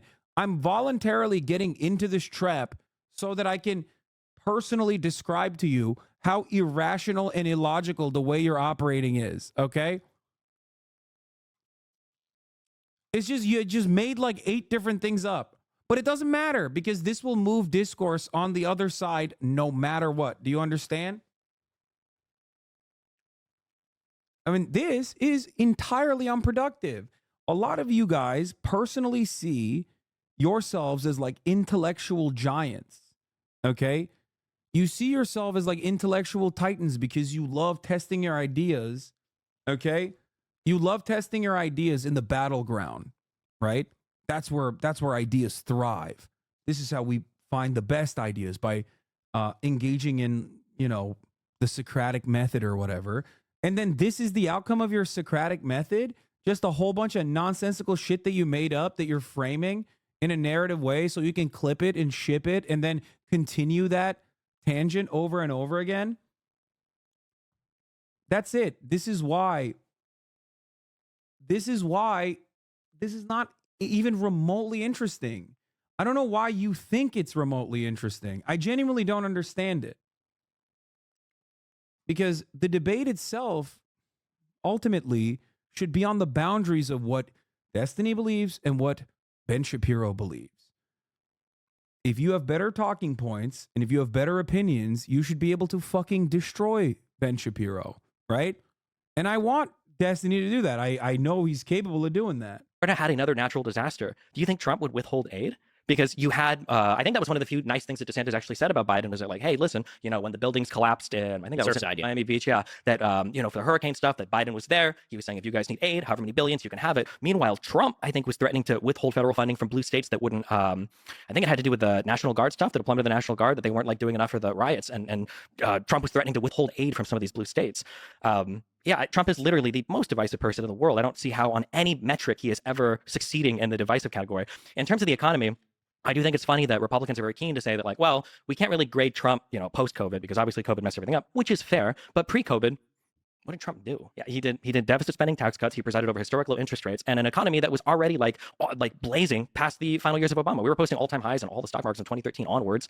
Unemployment rates were falling. Now under Biden, unemployment rates are even lower than they were under Trump. But it sucks that for Trump, we can say, well, we can't really hold him accountable for 2020. That was COVID. Well, all we have for Biden is post-COVID. We don't have any pre-COVID Biden, economy. And it was the same thing for Obama too, coming in right after the housing collapse as well. And it sucks that Republicans are able to walk out of office, having burned the entire American society to the ground economically. And now we've got to try to evaluate, okay, well, what did Obama do during his first 2 to 3 to 4 years, just trying to recover from where the housing crash left it? And then we look at Biden now, who's trying to recover from COVID, and now we're grading him on a totally different scale than what Trump is being graded on. Yeah, that sucks, I think. We can comment on the foreign policy? On the foreign policy, I'm going to be honest, I am very liberal. I'm very not progressive. I'll probably come off as more hawkish than others because I'm not a big fan of this, which also, if Ben agrees, like, I think people like Trump are going to be the most dovish, isolationist people ever. They don't want to do anything internationally. They just want to, protect America, be at home, protect our economy, don't do anything internationally, which is why he was constantly undermining NATO and constantly, attacking all the European Union and, cheering on the UK for Brexiting away from the EU. I think, that being said, I think that Biden has done a phenomenal job when it comes to foreign policy. I think that the coalition building was so important for Ukraine, Russia, and I'm so happy that he decided to go to our European allies and our NATO allies and try to build a coalition of people to help Ukraine. So that Okay, first of all, that was Vladimir Putin's gift to Joe Biden. Okay, so I don't know about Biden doing that. I mean, who thinks Biden is responsible for Russia invading Ukraine? People who push Z. I'm just saying. that wasn't only the United States. Personally, especially after doing a whole bunch of research, I do tend to side with Israel over Palestine in a lot of the Israeli-Palestinian conflicts. I'm glad that Biden, while remaining a staunch defender of Israel, is trying to rein in some of the more aggressive posturing toward. Yo, okay, that's insane. Yeah, I'm glad that Biden is trying to rein in Israel. Okay, well, he's a fucking abject failure on that front. Okay, that part is ridiculous. No, Biden is not good on Israel at all. So much so that I personally believe his own individual zealotry is causing commotion in his own State Department, which very likely would have presented serious red lines under any other administration. Maybe not the Trump administration. He's the only guy who's like worse than Biden, I feel like, on Israel. But Biden's continuation of the Trump-Israel policy is an abject failure. He continued the Abraham Accords, okay? He continued the Abraham Accords that completely wrote out Palestinians from the conversation. And also the idea that like Biden is reigning in Israel is so fucking laughable. They've openly stated that there are no red lines, routinely denied that Israel is not doing anything that constitutes ethnic cleansing. And beyond that, Biden has actually personally sidestepped Congress to more expediently send munitions to Israel. And also, if you care about Ukraine, then, okay, here's another really silly thing that Biden is doing. Biden is funneling funds and munitions into Israel's offensive ethnic cleansing campaign instead of giving those dumb bombs, rockets, and munitions that the Ukrainian military desperately needs on its defensive campaign. So if those munitions have to go somewhere, then yes, Ukraine is a better place to send those munitions to, considering that at least you're on the right side morally. Maybe for the wrong reasons, but still on the right side morally on that conversation. So it's an absolutely devastating error in foreign policy. Did Destiny not say he thinks Palestine should be genocided in that infamous clip? Yeah, but that was before he started reading Wikipedia pages.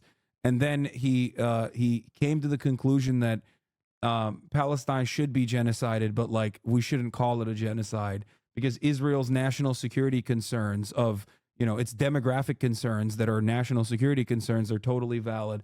And actually it justifies Israel's current actions in both maintaining an apartheid state and also doing ethnic cleansing in Gaza now. Anyway, yeah, this is another good part about this too. Biden is also being ritualistically humiliated on Israel by Netanyahu every day. Biden will be like, oh yeah, we're going to do a two-state solution. And then Netanyahu the next day will be like, we're never doing a two-state solution. From the river to the sea or to the west of, for everything west of Jordan is actually going to belong to Israel. Like immediately after Biden goes, oh no, he doesn't mean it. He doesn't know what he's saying. Come on, Jack. I promise he'll find a good two-state solution. I just don't know. Oh, I don't know what kind of two states. Anyway, so no, he looks like a fucking clown. It's actually one of the absolute worst things for the Biden administration. It is, one, immoral to support an ongoing ethnic cleansing campaign. Okay, so that's number one. Contrary to popular opinion, I did not support Russia's invasion of Ukraine, by the way. So, just let me clear that before that becomes a counterpoint here. Okay. And number two, not only is it immoral to support ethnic cleansing, it is also not even pragmatic for Biden to try to deal with Israel in the way that he's dealing with Israel. It just simply makes him look more incompetent to both Americans in the United States of America that are paying attention. Most people don't care, though. They still like, Israel bombing Gaza. They're still very much, especially the voters, still very much don't give a shit or support it completely. But as far as like America's soft power goes, it looks like America can't even rein in its own attack dog. Okay.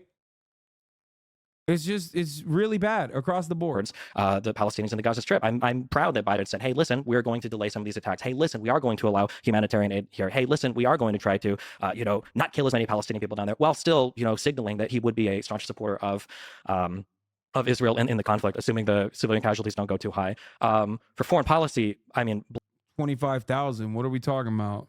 Blemishes. Like the biggest one you can give to Biden is Afghanistan and the pullout there. But man, are we going to talk about, the Inspector General report that says that one of the biggest reasons why the Afghanistan pullout was so disastrous was because of the Doha Accords, where Donald Trump headed talks that didn't even include the Afghanistan army. Okay, that's actually a solid point. The Afghan pullout was also a continuation of the Trump era policy. That was Trump's foreign policy, which Biden continued on. And that's why it was, partially not a great pullout overall. Biden still demonstrated the political courage, probably one of the only instances where he demonstrated political courage and expended political social capital there. And he got punished for it relentlessly. Okay. It was a good thing that he did that. these were disasters. Like when Biden took office, we had 2,500 troops left in Afghanistan. Like, what was the options even afforded to Biden at that point? Obviously, you've got the abandonment of the Kurds in northern Syria, for the Turkish armies to lay waste to. You're talking about Iran and North Korea, although I'm not sure where Ben would land on those. But yeah, that's broadly. Yeah. That's a lot from both. You want to pick at something where you disagree with here? Well, I mean, there's a lot. So, I want to ask a few questions on each one of these. Yeah, sure. So let's talk about divisiveness for a second. So there's no one who can make the case that Donald Trump is not divisive. Yeah. Of course, he's incredibly divisive. It's a given. Do you treat Biden's rhetoric with the same level of seriousness that you treat Trump's rhetoric? Or I should probably put that the other way around. Should we treat Trump's rhetoric with the same level of seriousness as Joe Biden or, say, Barack Obama's rhetoric? I'm going to try to be concise when I say this. Broadly speaking, No way.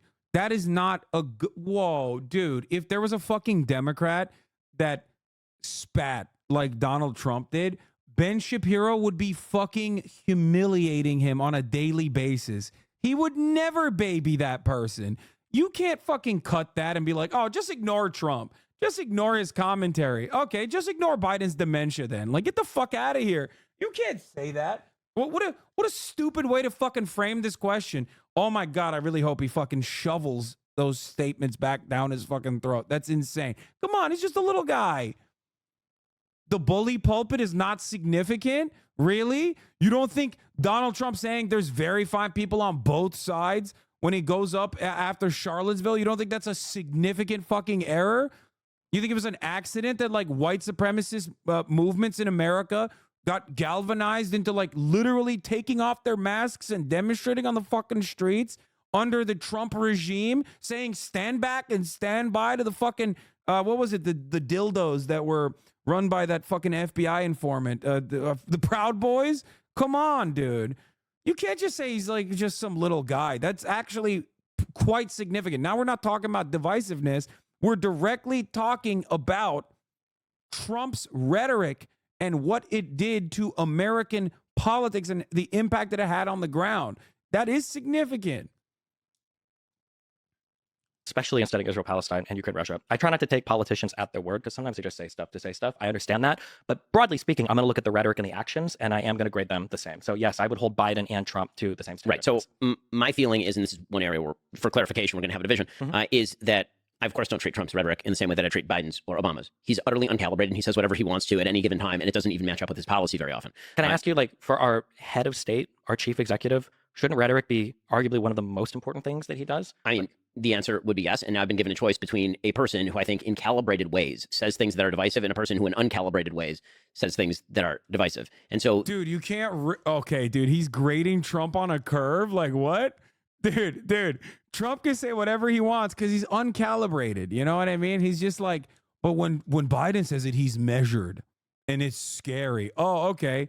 So you just agree with Trump and you don't agree with Biden, but you're too pussy to fucking say it as it is. Jesus Christ. The evidence that Joe Biden is divisive is every poll taken. Dude, oh my God, the intellectual giant of conservatism over here. That's awesome.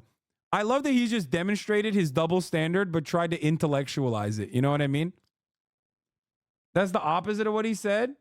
What do you mean that's the opposite of what he said? He literally is saying that Trump is a silly goose. So don't take what he says seriously, whereas Biden is serious. So when Biden is saying stuff, you should take it very seriously, and he is divisive. Did I not understand it correctly?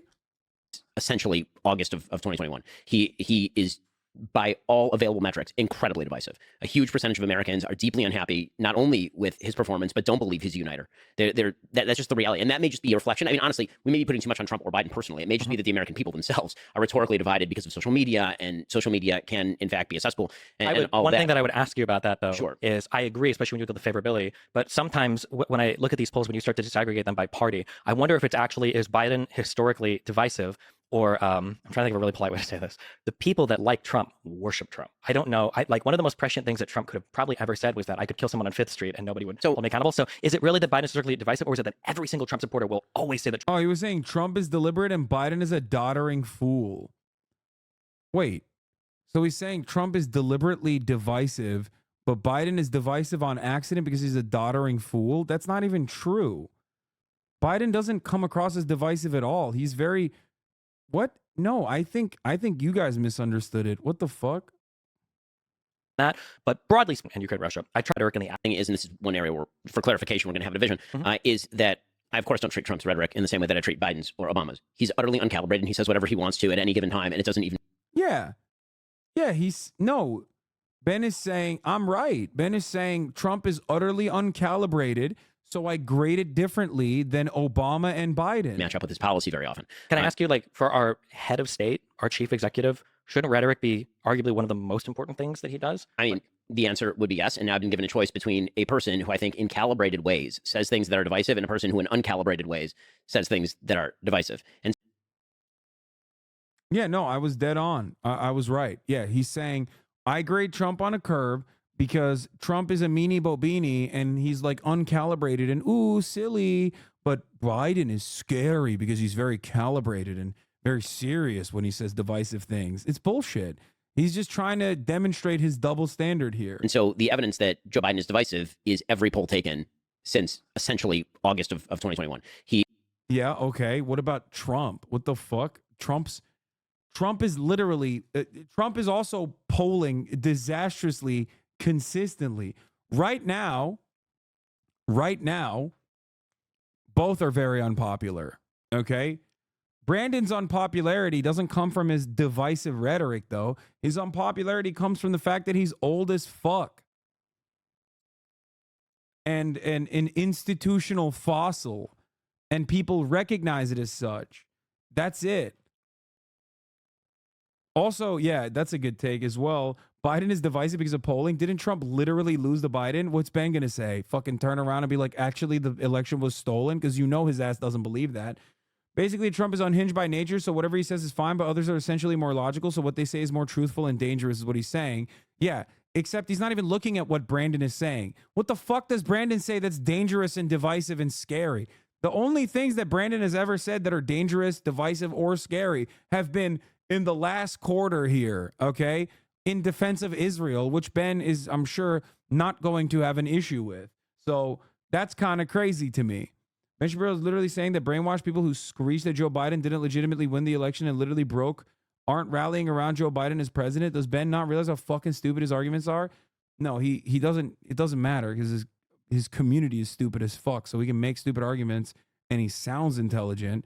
And then people will go, yeah, that's my nerdy guy that I like.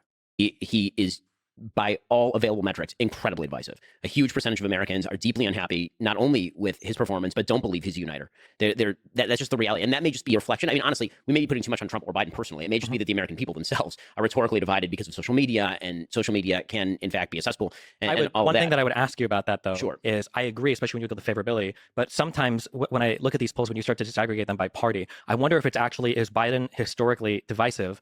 Or I'm trying to think of a really polite way to say this. The people that like Trump worship Trump. I don't know. Like one of the most prescient things that Trump could. Dude, just fucking be honest about it. What are you doing? Oh, the people that like Trump really like Trump? Just fucking say it. They're fucking insane, okay? They're insane, sweaty little hogs and hogalinas and hoglets that fucking run around oiking like the little piggies that they are. Oh my God, I'm gonna lose my fucking mind. They are a cult. The idea that these dumb motherfuckers are going to come back to reality is insane. That's number one. Number two, most of the Republican Party knows that they're fucking hogs, okay? And don't really care all that much, and they're going to rally around Donald Trump anyway when the time comes, okay? Just fucking be honest. Be honest. It's cult. It's cult shit. They're a cult, okay? You cannot reason with a group of individuals who think Joe Biden is a fucking pedophile vampire who stole the election, who's simultaneously a doddering old fool, but also a sinister plot maker that stole the election from millions of honest Americans. Like, none of it makes sense.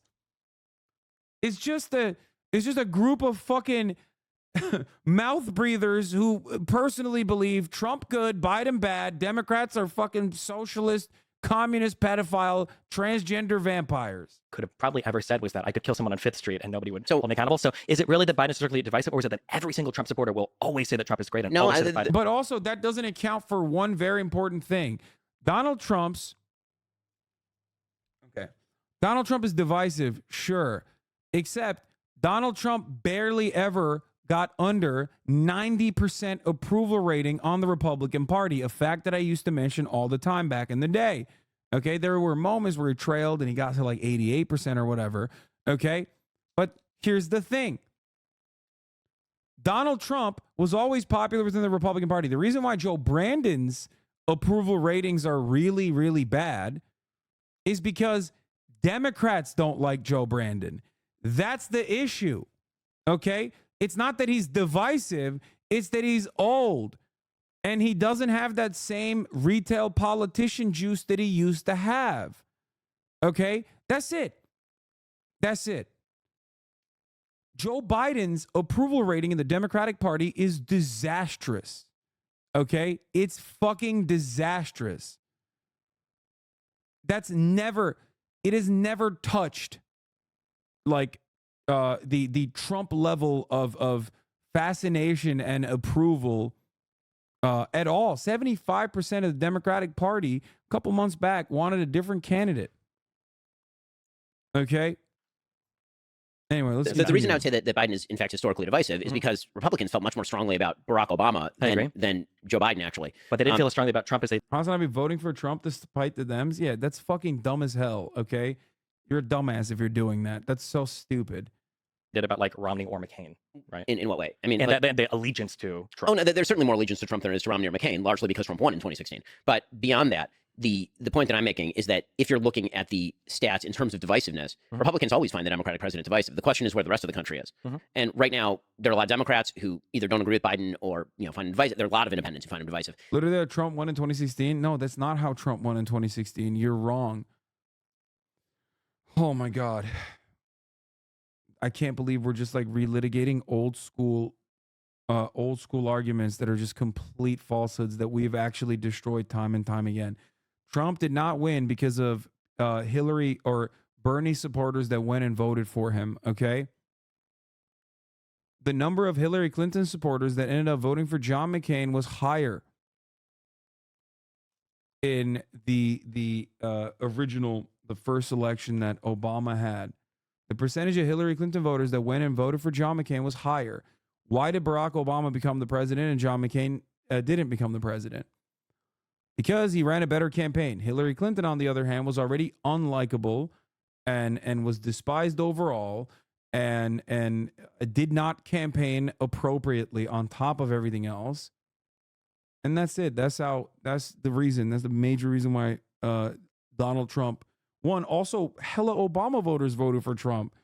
I don't know what percentage that was, but I wonder if there's a higher percentage of Obama voters that voted for Trump than Bernie Sanders supporters in general. So when we're comparing these things, I don't think they're leagues apart in terms of the divisive effect of what they say. Right. And I'm separating that off from like the inherent content of what they say, because obviously what Trump says is more divisive just on like the raw level. I mean, if he's insulting people as opposed to Joe Biden doing MAGA Republicans, like if I were an alien come down from space and look at these two statements, I'd say this one's more divisive than this one. But then there's the reality of being a human being in the world, and that is everyone has baked Donald Trump into the cake. And Joe Biden, again, started off with a patina of being non-divisive and now has emerged as divisive. If you don't mind, I actually want to get to the foreign policy questions, because this one is actually slightly less interesting. Oh my God. One quick thing, I guess. I hate the Because we can say- divisive bullshit. It was so dumb. It was a dumb fucking conversation. Oh my God. The reality of it, and we can look at opinion polls. What if we look at like legislative accomplishments? Like Biden is working on a 50-50 divided Senate. Donald Trump had both houses of Congress and the Supreme Court and got like no major legislation passed. Well, I mean, he did. That's insane. Yes, he did. Yes, he did. Donald Trump passed the most significant tax cuts. What are we talking about? That's insane. The other side of this conversation is also silly because, like, Republicans don't ever pass spending bills, like, or not spending bills. They do pass spending bills, obviously, but like, they don't pass signature legislation. It is antithetical to their worldview. What the fuck? Republicans don't run on legislation anymore, okay? They only use the legislative body for tax cuts. That's it. Beyond that, what they end up doing is pack the courts, use state legislatures, completely sidestep the federal government, and then take it all the way up to the Supreme Court. That's their modus operandi. That's how they fucking operate. And beyond that, it's not like they have any real tangible legislative goals. The only thing I guess that you could point to is that like he failed to repeal Obamacare. That's it. That's it. Which would have been disastrous and genuinely unpopular regardless, because it would unwind important things like protecting fuck. My brain is melted at this point. It would unwind the provisions like you can be under your parents' healthcare until the age of 26. It would also destroy pre-existing condition protections. Those are very important parts of Obamacare. And he also still ended up repealing the part that he found to be annoying, which was the stopgap funding measure for those who weren't a part of Obamacare or did not show insurance that had to pay a fucking price for it, pay a fine for it. So he took that out anyway. So who cares? He literally succeeded on that front. That was the thing that they hated the most, supposedly. Not that it fucking matters. Yeah, the mandatory penalty is gone. He removed that. Lose Congress in 2018, but Sure, but prior to that, because we got the infrastructure bill, I think, in 1 year, which Trump promised for his entire presidency. He didn't get anywhere well, on it. I mean, yes, his Republican base was not. Yeah, dude, come on. Infrastructure, really? Trump was going to do infrastructure? That's crazy. Like, that's a dumber argument than fucking Trump promised to build the wall and he didn't, okay? That's a better argument than being like Trump promised he was going to do infrastructure. Nobody believed that was a real thing. What the fuck? Not in favor of mass spending on infrastructure, and see? so there's that. I think that's mostly a state and local. But they were issue. in favor of mass spending for tax cuts. That's not spending. I mean, Effectively it is, right? Like, effectively, it's not. well, if you're cutting tax receipts, but you're not changing the level of spending, like Biden did with the IRA. I mean, again, we have a fundamental philosophical difference here. I think that when the government takes my money, that is not the government somehow being more fiscally responsible. And when the government allows me to keep my money, I don't see that as the government spending. I see that as my money, and the government is taking less of it. That's great, but Oh, that's crazy. There you go. This is why neoliberals are woefully incompetent at debating fucking neoliberals that are right wing, okay? That's sick, man.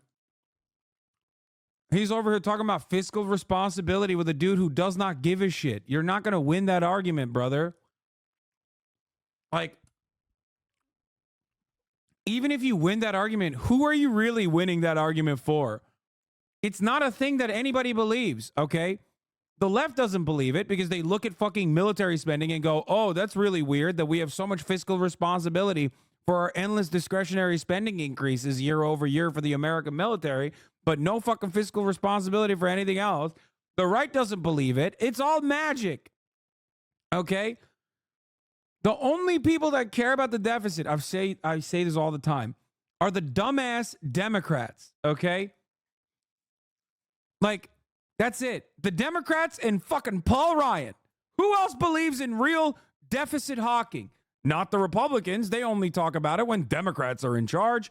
Democrats, they are the only ones who actually are trying to balance the budget. It's so dumb. And it's not a popular position to push for anyway. Okay? at the end of the day, the government is still going to be in a deficit spending, and they're going to have to borrow money from the treasury. Right. We have a spending problem. In other words, not a receipts problem. Is the case that I'm making. The problem with Donald Trump is not that he lowered taxes. The United States has one of the most progressive. We have a spending problem, not a receipts problem. Tax systems on the planet. And in fact, if you wish to have a European-style social welfare state, what you actually need is to tax the middle class to death. I mean, the reality is that the top 20% of the American population pays literally all net taxes in the United States after state benefits and all of this. Sure. So if you actually wanted to have the kind of social welfare state that many liberals seem to want to have, like Northern Europe, for example, you'd actually have to tax people who make $40,000, $50,000, $60,000. He's not completely wrong. Not tax the middle class to death. He's not entirely wrong. We do need tax reform, okay, especially at the federal level. And a major part of the problem is also not just simply purely taxing income, but developing better mechanisms to tax wealth, okay? That's it. No, you would end up taxing the middle class more as well in this process, for sure. The reality is that there is so much unimaginable income inequality in the United States of America that the middle class and anyone below the middle class are actually giving a significant proportion of their yearly earnings back to the fucking government, both the local, the state government and the federal government, than the actual billionaire. So a lot of people get lost in the sauce and talk about like, oh, the top marginal tax rate. The problem isn't at the top marginal tax rate, which is relatively high in comparison to European countries as well. I myself pay because I don't have any vehicles to hide or any shelters to hide my earnings or any like real deductions or anything like that. That I just straight give a lump sum to the federal government and the state government at the end of the year that basically almost cuts my earnings in half. I'm one of the very few people at my own tax rate that operates like this. Beyond that, many people at this level would oftentimes create like multiple different LLCs, S corps, like ways in which they can, manage their taxes a little bit better. And in this process, I have realized that like a big chunk of the issues come from those who are in the 1% and above, right? Or in the top 10% of wealth in this country that have assets. Okay? The top 10% of wealth in this country have most of their wealth in assets, and we do not have a decent way of taxing said assets. Okay? It's not about income at all, because when you target income, and we have done that, and you could still raise the top marginal tax rate for sure, but when you go off of simply pure income, you're going to be taxing only like lawyers, doctors, high earners in the professional field, athletes, celebrities, you know what I mean? Like musicians, entertainers, but not like those in finance, not the people that you think of when you think of like actual billionaire style wealth. And that's fine. And I think that you can still increase top marginal tax rate. Okay. But beyond that, the real issue is going to be on the capital gains front and on the wealth front in general. Okay. That's it. You got to stop reading my messages. I'm a dumbass. What? Richest country in the world on our rolls filled with cracks, bro? I'm not. I'm only reading the top of the hour ad break. You have to look at the effective tax rate, though, and effective tax rates in America are at an all-time low. I don't want that. I agree with that. But how do you explain the lack of legislation? I mean, if he's like such a uniter. Because I think the Republican Party itself is quite divided, and I think that Trump's... But isn't that his job? He's the head of the Republican Party. He's the Republican president of the United States. I mean, again, I don't think that Joe Biden has passed wildly historic legislation. The infrastructure bill was the largest, here's the problem. If you're a Republican, the only bills that you can get consensus on tend to be bills that either...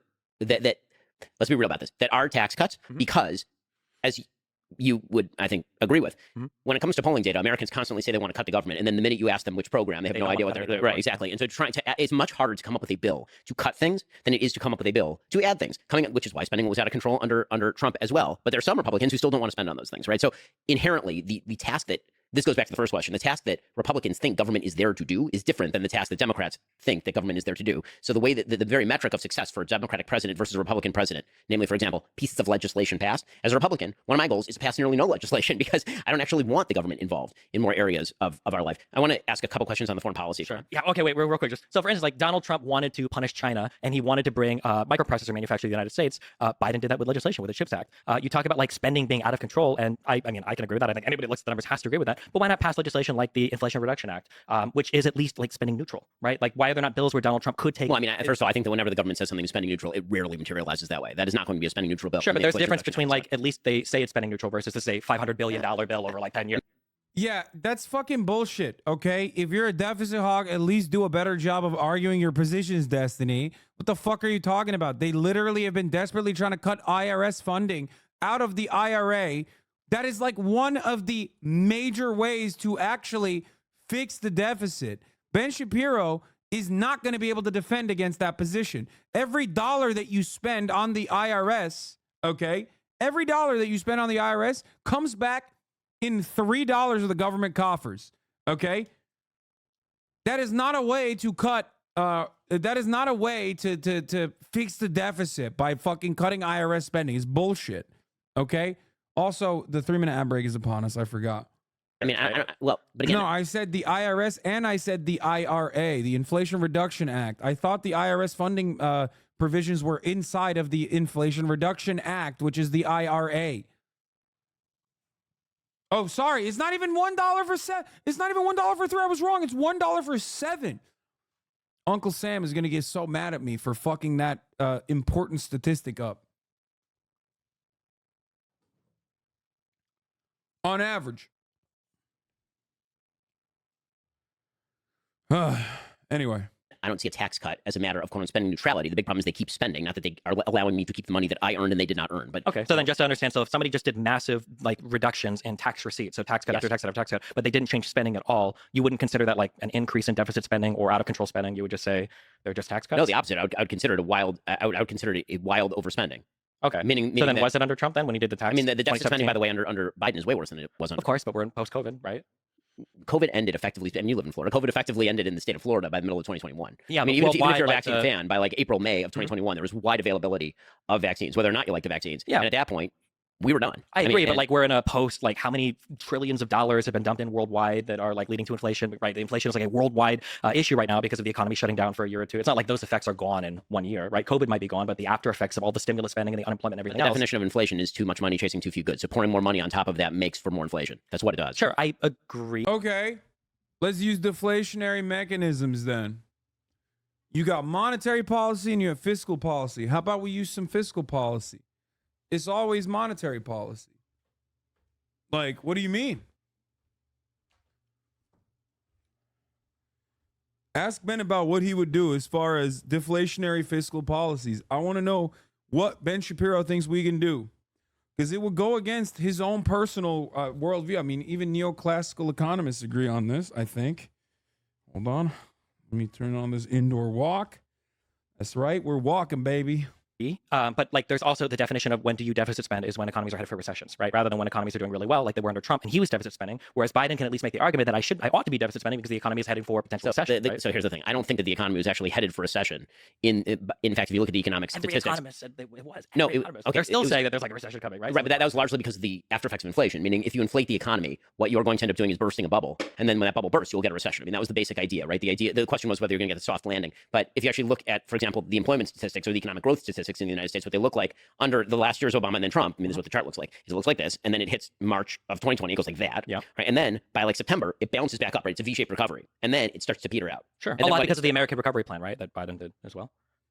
I mean, 4 million jobs. Yeah. No, I'm not going to attribute it to that because the rates of growth in job growth from September, October, November were actually very similar to the rates of job growth after Joe Biden took office. What you see is actually kind of a straight line. I mean, what the chart looks like. In any case, okay. So on the foreign policy stuff, this is getting abstruse, but on the foreign policy, save him, Legs. What are you doing? I mean, there are.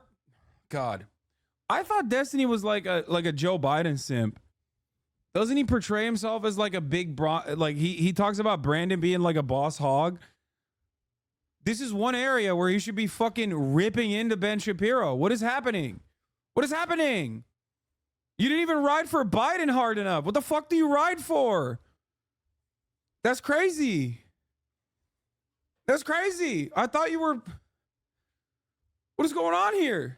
He barely brought up that Brandon brought 4 million jobs. Okay, fine.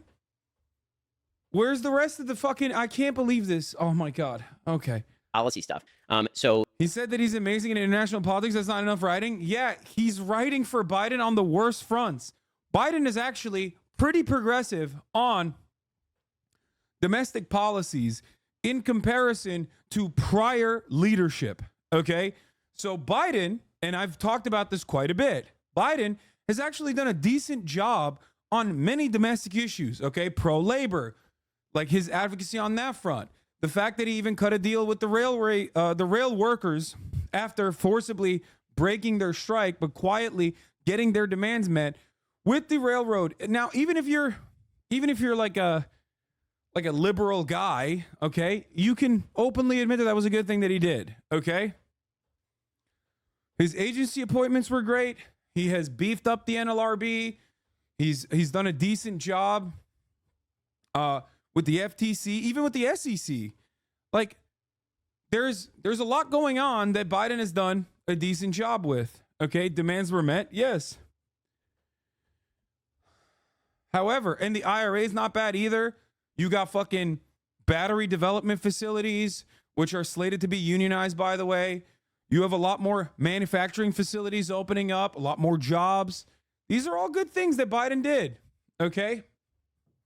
Video games are back under Biden. Let's be real. Anyway. Now, if I were to advocate for Biden, those are the things that I would push on. Okay? He's done a decent job. I don't know why he's not talking about it. Anyway, let's continue. Grand Theft Auto 6 was announced under Biden. Didn't happen under Trump. Let me tell you that. Questions that I have with regard to Biden on foreign policy. Very, very simple question. Do you think that the situation in the Middle East is better now than it was under Donald Trump? Probably. That's a hard one. The factors that I'm making right now are like, obviously you've got the. Oh my God, I'm going to lose my mind. I'm going to lose my mind. I'm going to lose my mind. Yes, of course it's worse. Directly as a consequence of the Trump regime. That's it. That's the answer. There's only one answer to this. It's Trump. It's literally Trump. That's the reason why Biden is bad. He is continuing. Okay. Oh, sorry. I was Kaya eating a bone. Okay. I have to I can't walk and yell at the same time. Okay. I'm gonna be honest with you. I know a lot of people say, Hasan, all of my haters, especially like Destiny fans that come in here, they always say like, I'm so bad about foreign policy. But I really legitimately think Destiny is really, really, unfortunately, a little out of his depth here, okay? The issue with the Biden regime is that it is a direct continuation of Donald Trump's horrible foreign policies, okay? Horrible foreign policies. You can just very easily turn this around. You're not letting him play. Israel-Palestinian war that's going on right now, which is kind of bad. But like broadly speaking, I'm not sure how much that affects the Middle East as much as like the collapse of Syria. 2013 Syrian civil war sent millions of immigrants throughout all of Europe, which was under Obama and continued under Trump. Trump didn't do anything to alleviate any of the Syrian civil war. Why did Syria end up as a preserve of Russia again? How did Syria end up as a preserve of Russia? Yes. Why did it end up being essentially a client state of Russia? I know that Putin enjoys access to the ports down there. I don't know. The reason is because Barack Obama suggested that there was a red line that would be drawn in the face of chemical weapons use. Bashar Assad then used chemical weapons in Syria, and Barack Obama was unwilling to then essentially create consequences for Syria in the form of any sort of Western strike. And so instead he outsourced it to Russia. This is 2013, 2014. Sure. Right? Do you think there might have been some hesitancy after like seeing how Libya ended up that maybe us like intervening? Who was president during Libya? Yeah, I mean, like, so but what does that have to do with anything? I'm just saying, like, there might have been like a mistake learned. The point that I'm making is that actually I'm losing it. I mean, just historically speaking, it was historically good under Donald Trump. I mean, it's very difficult to make a case that either before or after Trump were better than during. Okay, foreign policy, just like economic policy, really is almost always a direct continuation of prior administrations. Okay, everything that happened in the Brandon administration, you can directly find fault in the administration prior. Even Syria, when you talk about putting the blame on Biden, is still it's still a major problem due to the former war on terror and the destabilization that the Republican administration of George W. Bush created. It doesn't matter ultimately because both parties are completely aligned when it comes to foreign policy anyway. But if you were to try and make an argument here between like foreign policy between Joe Biden and Donald Trump is still worse. It's just the truth. Donald Trump greatly escalated drone strikes. Donald Trump was horrifyingly bad on the issue of Israel-Palestine. Moving the embassy to Jerusalem was a major misstep. A misstep that I don't even think Hillary fucking Clinton would have done. Okay? These are all awful flubs. The Abraham Accords was genuinely awful. Casting aside the signature accomplishment of the Obama administration in the form of the Iran denuclearization agreement, which was created through so much unilateral cooperation that was continued on with our European contemporaries literally going in and investigating, putting fucking cameras in nuclear facilities. Oh, it's just so bad. Biden's faults and failures are a direct consequence of following on the Trump agenda. on foreign policy, okay? Trump literally killed Qasem Soleimani. It's not even a fucking question. Like, multilateral. I said unilateral. You're right. Sorry, multilateral. Donald Trump. Was Like, it this just, is I an area mean, of- the yes. Syrian, I don't think that Trump contributed to the Syrian situation in improving much. I Well, think he it caught a wrecked lot ISIS. of. He did wreck ISIS, which was in the. I mean, was ISIS had been getting wrecked by the Kurds in Iraq, by every single person, by Assad's There's army, why- by Putin, by Turkey. Literally everybody was fighting against ISIS at that point. There's a spike in violence, and then Mm-hmm. the Trump. I mean, you get credit for when you're president, presumably. I mean, things got better with ISIS under Trump. I mean, yeah, they did. I mean, Things got worse were- with ISIS under Obama. for sure. He called them the I mean, JV squad, Sure. and then they became not the JV Bro, squad. who created ISIS? Shut the fuck up. Dude, how is, oh my God, oh my God, oh my God, oh my God. Trump literally killed the #1 ISIS killer in the fucking region, okay? Qasem Soleimani, sure, bad guy. You don't like him, okay? Plenty of people don't like him in the region. But undeniably, that's the guy who was killing ISIS, okay? Trump did such a good job of dealing with ISIS that he killed the fucking #1 ISIS killer. Jesus Christ. Lamar Hasan is a crybaby, to be honest. Okay, I'm embellishing for the point of like, being entertaining here because it's such a fucking boring ass debate otherwise. I don't know why you immediately go, oh, yes, this is a Republican. Never mind. I love you, brother. Spartan 1117. Let me tell you. Oh my God, we caught one, boys. We got a Republican in the building. Listen, Patriot. I love you, okay? You're right. Fuck Joe Biden, baby. But And I then don't know they if ended ISIS. God, I got so excited. One conservative in like a sea of annoying smarmy liberals. Oh, hell yeah. This is originating in Syria and Baghdadi, and all of the growth of that is necessarily Obama's fault. I know that we like to say that Obama created ISIS. I don't know if you say that, but I've heard that saying a lot. I think that's a little bit simplistic. I don't think that when I'm looking at like actions that presidents have taken, the biggest criticism I have for like Middle Eastern policy is I think the Doha Accords were a disaster, and I think that's like one of the biggest blemishes that we have right now. I would also argue that moving the embassy to Jerusalem was also kind of silly, Yes. and arguably contributed to some of the conflict we see right now. No, between it's Israel and I'll Palestine. argue precisely the some. No, that's huge. That's a huge deal. No, you're right. Don't fucking back away. opposite, especially given the fact that after the God damn it, Wikipedia reading motherfucker. Jesus Christ. movement of the embassy to Jerusalem, the Abraham Accords continued to sign and actually expand. And that if Donald Trump had been elected, I have no doubt in my mind that Saudi Arabia would now be a part of the Abraham Accords. In fact, that was basically pre-negotiated.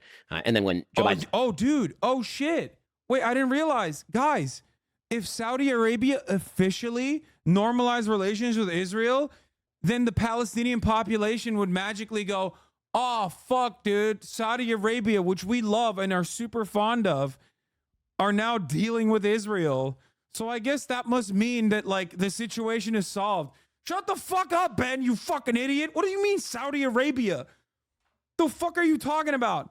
October 7 literally is a direct consequence of writing out the Palestinians from the equation completely and trying to normalize relations with Gulf states, but while sidestepping the Palestinians entirely. took office, Joe Biden took a very anti-Saudi stance on a wide variety of issues. The biggest single effect in the Middle East of Joe Biden's presidency, and again, I agree with you that not every foreign policy issue can be laid at the hands of a president.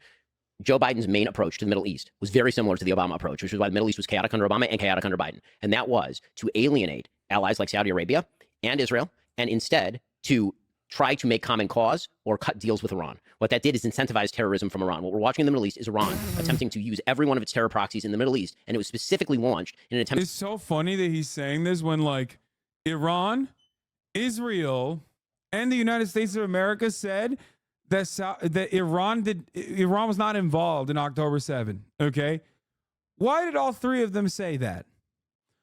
Even Iran themselves said, October 7 was sick. We loved it, but like, not gonna lie, we can't take credit for it. So why did that happen? Okay, why did that happen? That's because the Palestinians did October 7. Hamas and other Palestinian militias did October 7. Okay, the notion that this has anything to do with Iran is really stupid beyond the fact that, like, yeah, of course, Iran is still arming Hamas and training Hamas and whatnot, but like, they're not the ones who did it. And the major reason as to why it happened is because they were not dealing with the Palestinians at all. They were just completely writing off the Palestinians from the equation with the Abraham Accords. It is a genuine, massive, disastrous foreign policy failure. Whoo, goddamn, dude. And by the way, you are not going to find a single person in the American foreign policy blob that will actually genuinely, legitimately agree with Ben's point here. Okay? I'm talking like Rand Corporation is not going to fucking agree with this. This is so stupid. To avoid what Biden actually was trying. Haaretz doesn't agree with it. Former Shin Bet officials don't agree with it. Former Israeli Knesset members don't agree with it. The idea that Ben is right and all of these academics and all these fucking wonks and dudes who are like Zionists themselves and totally on board with Israel, the fact that they don't agree with Ben, I mean, it's crazy. Yeah, Iran literally was pissed and told Ismail Haniyeh, when he went to Tehran, that Khamenei said, "We trained you all for a future war, but you went ahead and left the whole axis of resistance in the dark." Yeah.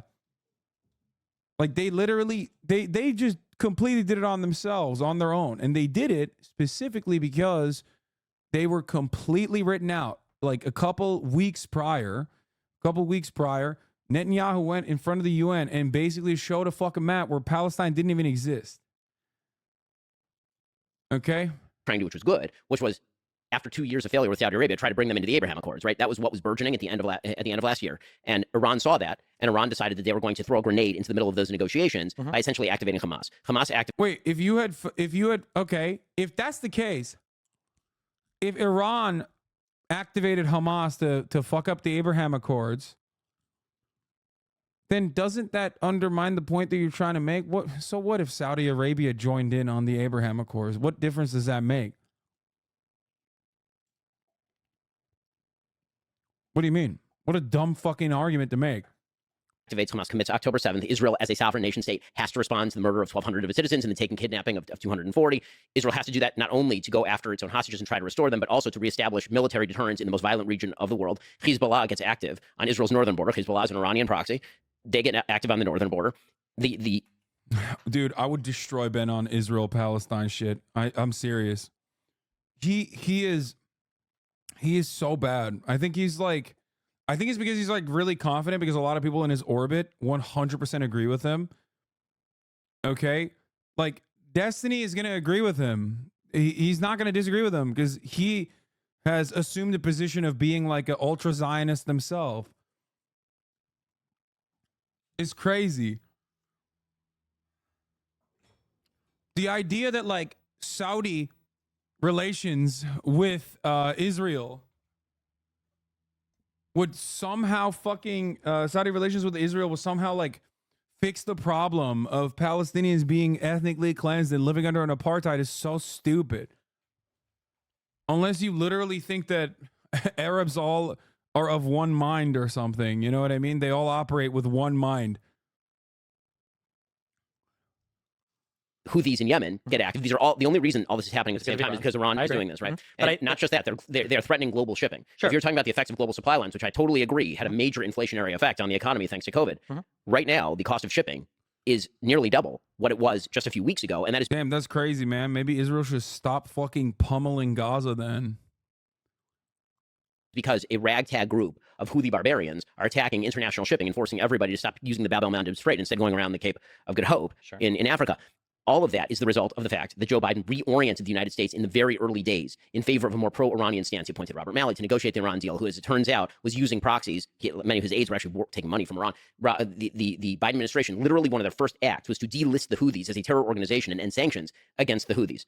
These are all moves that Biden made very early on. They were disastrous moves. But when it comes to domestic... I like that he's saying Biden is bad, which, by the way, this is exactly what I talk about when I talk about why Biden comes across as weak.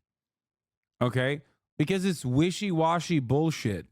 Like, he's literally hitting Biden on, like, some of the good things that he did as far as foreign policy, and then wrapping that around and talking about how bad Biden is when Biden is literally doing exactly what Ben wants.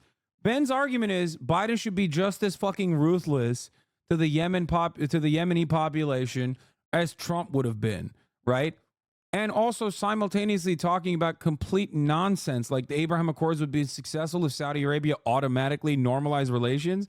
Saudi Arabia would be on fucking fire right now if China had not facilitated a goddamn deal between Iran and Saudi Arabia to halt hostilities in Yemen, okay, to end the blockade, to end the genocide.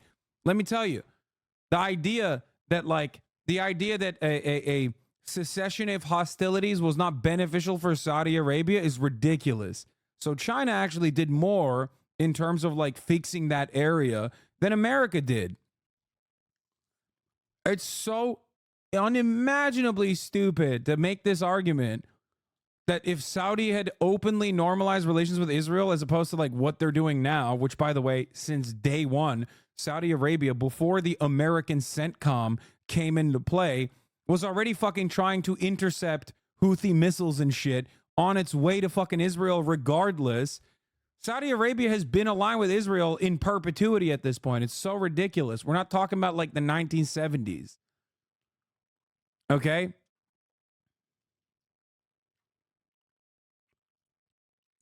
You're giving too much credit to China. Saudi went to them to spite the U.S. for not helping against the Houthis. Brother, I'm not like a BRICS truther at all. I understand that. These countries are leveraging their relations with China in an effort to get better deals or make better demands from the United States of America. I agree. Okay? I'm simply telling you what is going on. What happened is the Iran-Saudi normalization agreement was facilitated by China. That is true. That came with a cessation of hostilities against the Yemeni population.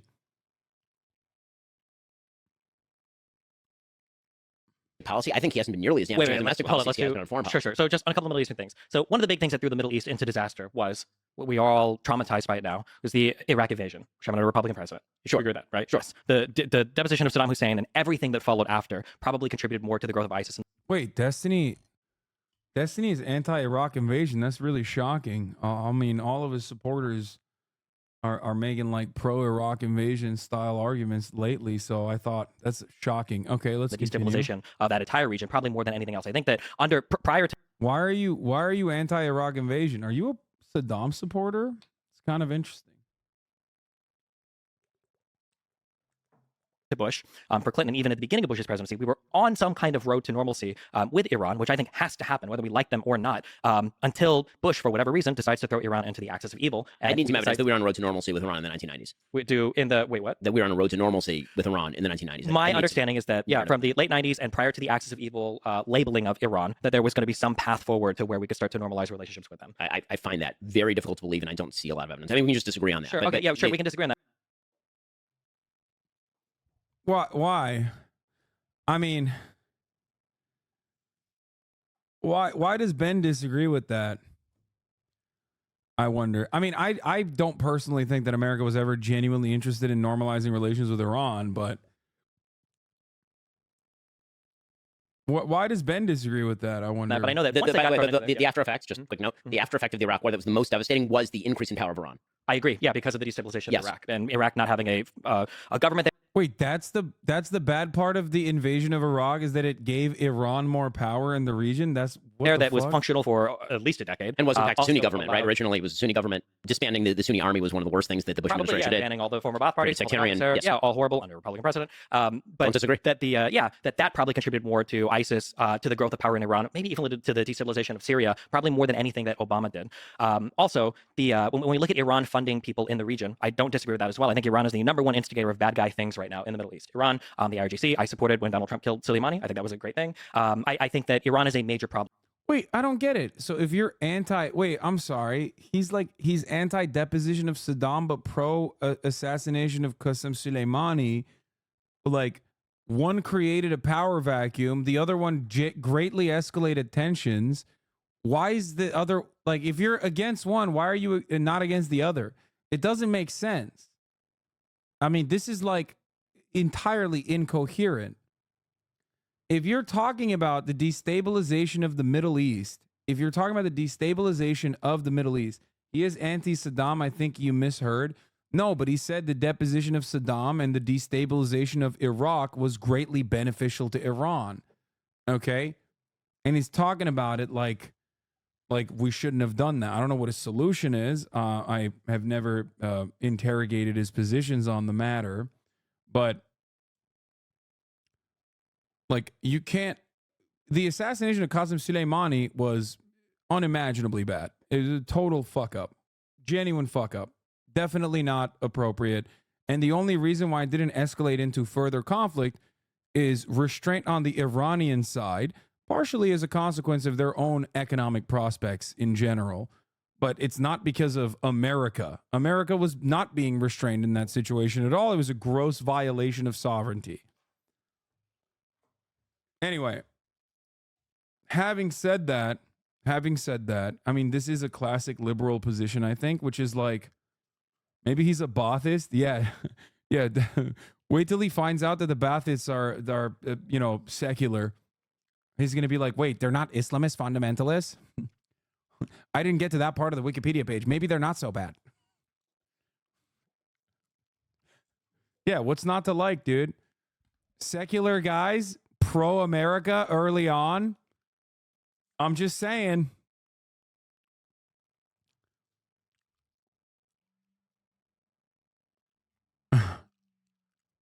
Maybe not so bad. Anyway, problem. However, I don't know if the path forward Saddam was is a classical constantly being a liberal. belligerent to Iran or trying to figure out some road to normalcy. I don't know if the collapse of Iran or the destruction of that country, considering how unpopular the Ayatollah even is there, like the citizens of Iran, I don't think are big supporters of the government there. I feel like moving on a path where, let's do our nuclear inspections. We had that Iranian nuclear deal that Trump pulled out of. Let's do the nuclear inspections. Make sure you're not on a way to nuclear weapons. Let's unfreeze some funds. Let's move in some direction where we get on a good term with you. I feel like that's the most important thing that needs to happen in the Middle East. As much as people like to look at the Abraham Accords, who cares if, what was it? Bahrain, I think Oman, I think UAE, Sudan, Morocco. the UAE and Morocco, yeah, or something like all of these people, even Saudi Arabia, already have like de facto normalization with Israel anyway. They're all trading. No, they're all this is, I mean, to pretend that anybody even 15 years ago would have been talking about normalization in Saudi Arabia and Israel is insane. I mean, why would that be insane? Why would that be insane? Saudi Arabia did 9/11 and we just acted like that was not even a big deal and immediately said Iran, which was Saudi Arabia's proxies, enemies in the region, was actually responsible for it. We literally had Saudi Arabia do 9/11. We turned around and attacked belligerently every fucking other country in the region. We went into Afghanistan. We went into Iraq. And we claimed that Iran was somehow aligned with these countries when they were literally aligned with us against all of the fucking Wahhabist and Salafist sects in the region. What the fuck? What are you saying? Why wouldn't we have a complete normalization agreement set in place between Saudi Arabia and Israel? They're both are incredibly important allies in the region. The fuck are you talking about?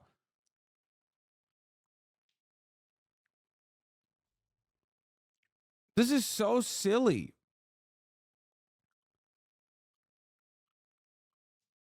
Come on, dude. Push back, please. I'm like a little kid with a fucking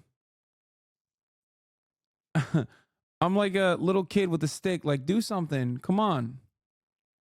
that's They insane. were already on that path. They had already been they were already de facto that's a trading w- partners with each other. They had They'd already been collaborating and That's doing a things. wild claim that Israel and Saudi Arabia were going to normalize 15 years ago. 15.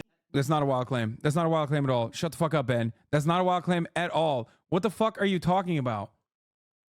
That's not. Why is that a wild claim? Oh my God.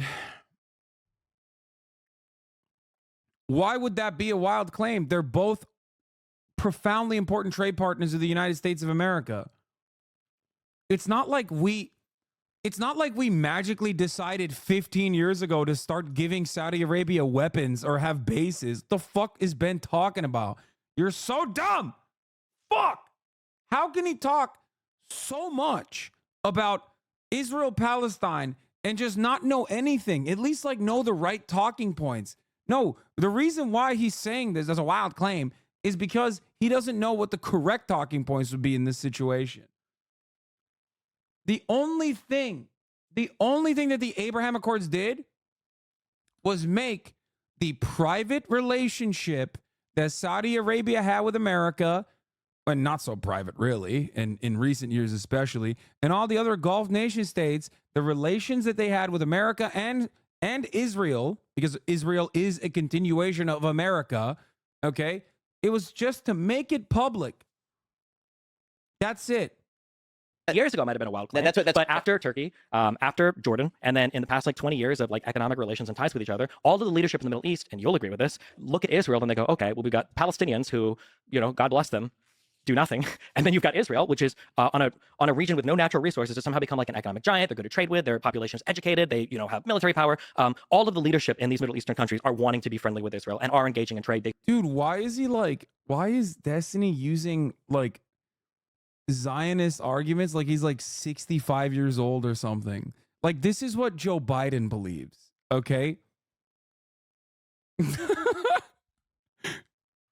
I feel like these are arguments that like a really old person would make who like thinks about the glory days of Israel, 6-day war type shit. You know what I mean? Yeah, sure, he's a Zionist, but like I feel like the talking points have been updated by now. He's like, yeah, everybody wants to be everybody is like, wow, look at Israel, the greatest economy, no natural resources. They took a swamp and they turned it into, bountiful harvest. It's like, yeah, dude, I can't believe the Israel, bountiful nation. They made ways, dude.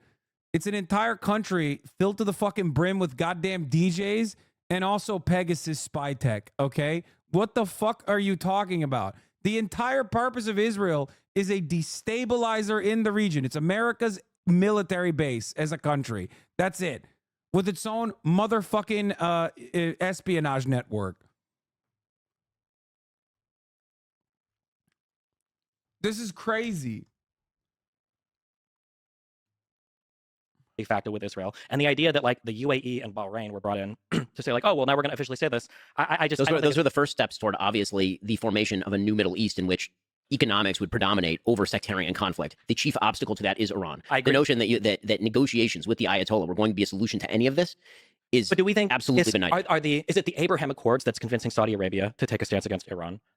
No, I mean, they're already fighting. They're already fighting with each other, right? Like, no, I don't think the Abraham Accords moved us any closer towards any type of real peace in the world. What has to happen is something has to happen with Good Iran. job. There has to be some diplomatic bilateral communication there. No, what has to happen is the containment. He's right. That's good. That's a good way to talk about it. Which was what was taking place with the increased normalization with the Sunni Arab world and Israel, combined with significant economic sanctions. Dude, I think Lex is interjecting too much. He really needs to dial it back in this debate. I mean, he's he's really punching a lot. You know what I mean? He's got to pull back a little bit, right? Come on, Lex. The notion that Big yapper. there's this far-fetched notion in foreign policy circles that diplomacy can sort of be wish cast out of thin air. That if you sit around a table, that you can always come to an agreement with somebody. The Ayatollahs do not have common interests with the United States. They do not. And this idea that they are willing to take money in exchange for example, some sort of peaceful acquiescence to Israel's existence is obviously untrue. Hasn't that been the case, though? That you've had a region with tons of sectarian violence for a long time, and then finally Turkey was like, you know what? This isn't worth it. The United States paid them a lot of money. They had conversations with Israel. You know what? The economy, the economic gains. Well, I mean, same thing with Jordan, same thing with Turkey? The fuck's he talking about? Turkey. Turkey is a NATO country. It has been Israel's #1 dick rider privately and even publicly for quite some time. I don't know why he's fucking talking about Turkey. The fuck does he mean Turkey? There's no way. I don't think he's talking about Turkey, right? There's no shot. Turkish politics, sure, but the situation with Turkey was actually quite warm between Israel and Turkey in the 90s when you had the sort of secular Muslim regime in the 90s, but they signed Kemal Ataturk in place, and now Erdogan has joined in the fray, and Erdogan is significantly more radical than what people. No, he's not. Shut the fuck up. It's just chirp, dude. It's just this. It's just chirp. Ben, shut up. Turkey's significantly more radical. Yeah, dude. Turkey has, like, even during the Mavi Marmara situation, okay, Erdogan was constantly fucking yelling at Israel while they were still training Israeli pilots in Turkey in American bases. Like, the idea that Turkey has ever been at odds with Israel and its existence or with Zionism is fucking bullshit. Okay? Oh, sorry. If I said Turkey, I meant Egypt. My bad. Yeah. I Okay. meant So Egypt, yeah. right. So Like, in terms of like Egypt and Jordan, right? We're the first two. you need big practice. ones. So here's the thing. Mhm. You need. No. Is it possible that you could theoretically come to a deal with Iran only with a new leadership? He was not talking about Turkey. He was talking about Egypt. Two entirely and utterly insane mix up, but fine. Okay, this is true for every peace agreement in the region. Mhm. You could not. Israel could not have made peace with. Well, they made peace with Egypt, and no. Sadat was the leader for Yom Kippur, They right? did not make peace with Nasser. Right. Sure. The point is that this is a different regime. You need a different regime. This is But one I'm of saying the problems- same regime that did the part of the Yom Kippur War was the same regime that negotiated peace with Israel. I mean, that's true. Mhm. It is also true that that is a relationship that could be cultivated specifically because it was Sadat who made clear he was going to come to the table. Mhm. Have the Iranians ever made clear that they would come to the table over, for example, the existence of the state of Israel? No. I mean, that is not a thing that's going to happen. But I think people probably felt the same. Every single one of their proxy groups, every one of them, not only calls for the destruction of the state of Israel, Mhm. they also call for the destruction of America. I mean, this is literally the Houthi slogan. They're busy hitting ships, and there's that's crazy. Why aren't they saying nice things about America instead? Aw. That's crazy. He thought Erdogan was the prime minister of Israel like 2 months ago. Yeah, after saying that he was the president of Syria or something. I saw the video. I saw the clip. Yeah.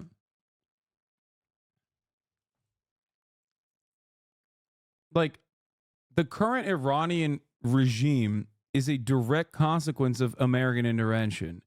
American intervention that originally came in 1953, okay, before Iran could ever even develop any real relations with Israel. So that's another American fuck up. So I don't know what the fuck we're talking about. I guess like Ben has to be a Shah defender in general, though. But he got Arafat and Erdogan mixed up. It is pretty cool that you can, demonstrate your overall lack of interest, care, knowledge when it comes to like Middle Eastern policy, foreign policy in general. But as long as like you're kind of aligned with American State Department shit, it like really doesn't matter. Most people will go, yeah, you're right. And also, all the better if your ideological foes are fucking Muslim background. So then I can just say maybe there's like some kind of additional biases occurring here that is clouding their opinion on the region. their slogan is literally Allahu Akbar, death to America, death to the Jews, death to Israel. It doesn't fit on a bumper sticker, but and it's not all that catchy, but that is in fact their slogan. The notion that the regime that propagates that is going to be approached with diplomacy is not only wrong. The problem is that it's easy to say the stakes of diplomacy are okay. Well, so we try to talk, right? Jaw is better than war. Sure. The only problem is that in the Middle East, weakness is taken as a sign that aggression might be an appropriate response. That is how things work in the Middle East. And the fact that Barack Oh, is that how things work in the Middle East? Yeah, because why, Ben? Why is that how things work in the Middle East? Elaborate a little bit. Come on, Destiny. Ask him why he thinks that. These are not like, look, doesn't matter what your perspective is here. Doesn't matter if you agree with Israel or disagree with Israel. If you're looking at this on purely the fundamentals of debate, that's a fucking weak spot that any seasoned debater would immediately fucking hone in on and go, why do you think that that is the only way to deal with people in the Middle East? And then he says, well, it's their culture. They understand barbarism only, blah, blah, blah. And it's like a very racist thing to say, and you give them the rope to hang themselves with afterwards. Now, of course, I don't think Destiny is going to interrogate that because this is one area where he 100% agrees with. Like, I think him and Ben Shabibo are like completely fucking aligned on this issue. that Joe Biden rather came into office with an orientation toward continuing the Obama policies in Iran has led to conflagrations, these sort of brush fires breaking out everywhere that Iran has borders with either the West or Israel or both, right? Any place that's happening is leading to brush fires because, again, the logic of violence in the Middle East is not quite the logic of violence in other places in the world. By the way, I think the logic of violence in the Middle East is actually closer to what most international politics looks like than we wish that it were. Violence in the Middle East is not like anywhere else in the world? The fuck does that mean, brother? What are you saying? The logic of violence in the Middle East? What? I mean, I think that's part of what's happening in Ukraine as well. So you right? think Which that brings for- me, by the way, here's my question about Ukraine. Sure. And I'm Well, gonna just real quick, skip and then you around. can Yeah, answer go this for one it. now. So you think that for Iran, right, a country that has been sanctioned for God knows how many years now, you think that for Iran, just continuing to sanction them and contain them is an effective way, is more effective than trying to engage them in bilateral or multilateral peace talks? Yes, 100%. Okay, if that's the case, then why did the Iran denuclearization deal work tremendously well, as a matter of fact? Why did it? We also cooperated with Iran in the Middle East for the damn near duration, the entirety of our war on terror. Like, we didn't just come up with our fucking bombing targets on our own. We got them from Iran. So, what's up? Can we cooperate with these fucking barbarian animals, these Muslim animals, these brown scary guys? Or can we not cooperate with them? This is turned into an interview. Please, Destiny. Ask And the proof is in the pudding. Oh my Before we God. go to Ukraine, can I ask about Israel? So you're both mostly in agreement, but what is I don't know Israel? about to say that. Okay, but What are you disagreeing as I'm with? learning, Come on. what is Israel doing right? What is Israel doing wrong in this very specific current Get in there, Lex. war in Gaza? I mean, frankly, I think that what Israel's doing wrong is if I were Israel, okay, like, again, America's interests are not coincident with Yeah, we literally cooperated with Iran on the invasion of Afghanistan. They give us intel on the Taliban. Exactly. It's fucking ridiculous. Israel's interests. If I were an Israeli leader, I would have swiveled up and out and knocked the bleep out of Hezbollah early. What does Because I that think mean? Wait, I'm sorry. Wait, what? Bro, they tried that. What do you mean? You are such a gross little worm, dude. You fucking violent little shit. It's like, that's right. I would go in there and knock the shit out of Hezbollah. Yeah, really? Oh, you mean like what Israel did already? How did that work out? Did that work out well for Israel the last time that happen? Shut the fuck up, Ben. What does that mean? So I would have, Yoav Gallant, who's the defense minister of Israel, was encouraging Netanyahu, who's the prime minister, and the war cabinet, including Benny Gantz. So whenever people talk about the Netanyahu government, that's not what's in place right now. There's a unity war government in place that includes the political opposition.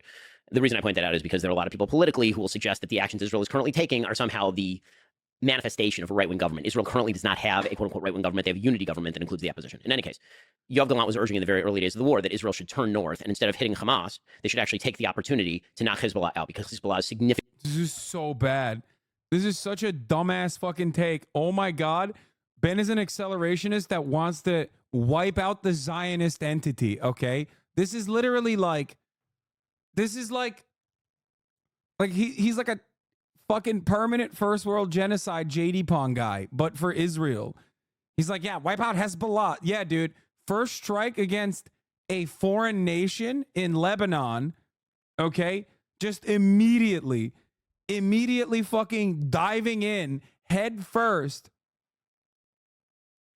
Immediately diving in head first into Lebanon and fighting a military with trained soldiers and significantly better munitions. Like, not bathtub bombs that can be intercepted by Iron Dome, which of course Israel has many defenses, some of which, as far as I understand, are, pretty good. I mean, I think it's really, really stupid that Ben is making this argument, especially when, like, Israel is having a hard time in fucking Gaza. Okay? Like, I'm not saying that Hezbollah would wipe out Israel or anything like that, but there is no fucking way that Israel would be able to withstand a direct conflict with Hezbollah and also Hamas at the same time in Gaza without Iran interfering, and then America also being pulled into the conflict and completely just turning it into World War III. The IDF would wipe out Hezbollah if they go full force. What the fuck are you talking about? Yeah, I know we like to do gross power fantasies like this, but this already happened one time.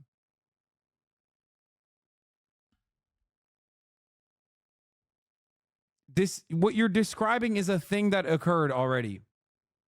And Israel demonstrably failed to do what you just said. They never go full force. Dude, this is like a 14-year-old talking about America, okay? It's like, dude, bro, are you kidding me? Yeah, they didn't go full force. The Dahiyya Doctrine was invented in Lebanon, but it was not considered full force, guys. You don't understand. Israel did to Lebanon what it's doing to fucking Gaza. and they still had to fucking pull out. Okay, so the idea that they would go full force somehow and different. You're delusional if you think Hezbollah is comparable to the IDF. No, brother, you're delusional, okay? Because wars are not won and lost in the way that you think they are won and lost. Wars are not about like full force going in and doing bombing campaigns and then, ooh, my military power is better than your military power. And then we shake hands and I lose and you win. It's not how it works.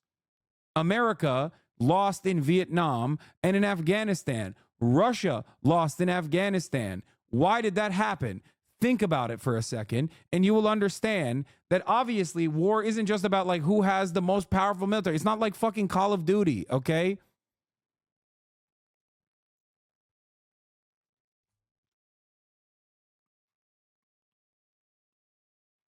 It's just, yeah, this is like specific armchair quarterbacking. Talking about like, oh, dude, Israel could go full force, dude. Yeah, really? Is that why they've been able to wipe out Hamas? Is that what happened? Because they're going full force? Yeah, tell that to the 24 Israeli occupying force soldiers that got fucking exploded with their own munitions yesterday. What it's like to go full force. There is no fucking full force, okay? It doesn't work that way. That's ridiculous. You think this is like, you think counterinsurgency is like fucking Call of Duty? It's so stupid. I mention this all the time. There is a limitation to how much war you can wage, okay? They can't go full force in Gaza because they would kill too many people. Dude, shut up. Shut up. Shut up.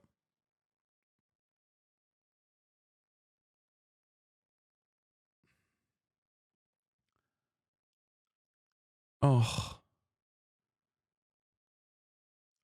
Yeah, Israel is really restrained in Gaza, famously. And definitely not.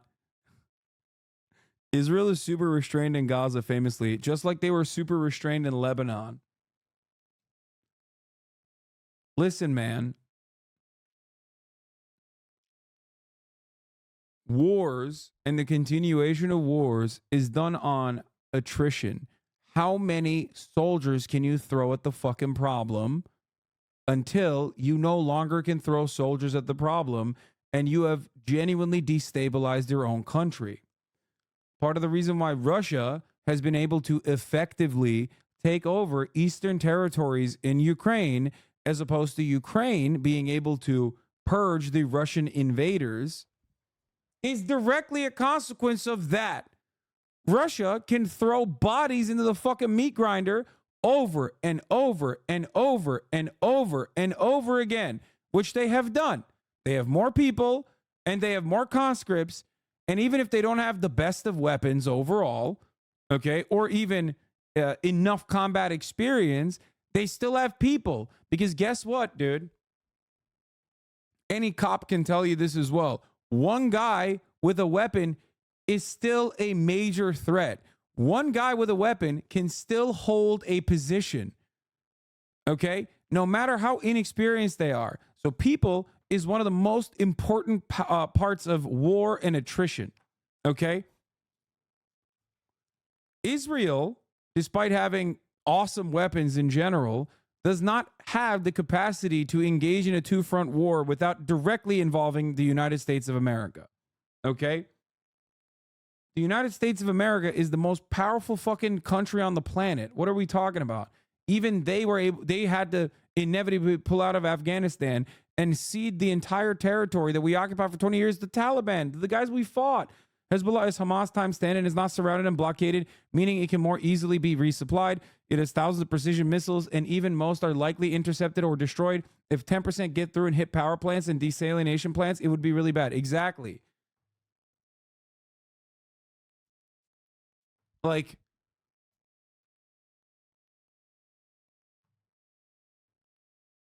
guy can't hold a weapon in comparison to the firepower that Israel has. They could put Gaza into the dirt in a week if they wanted to.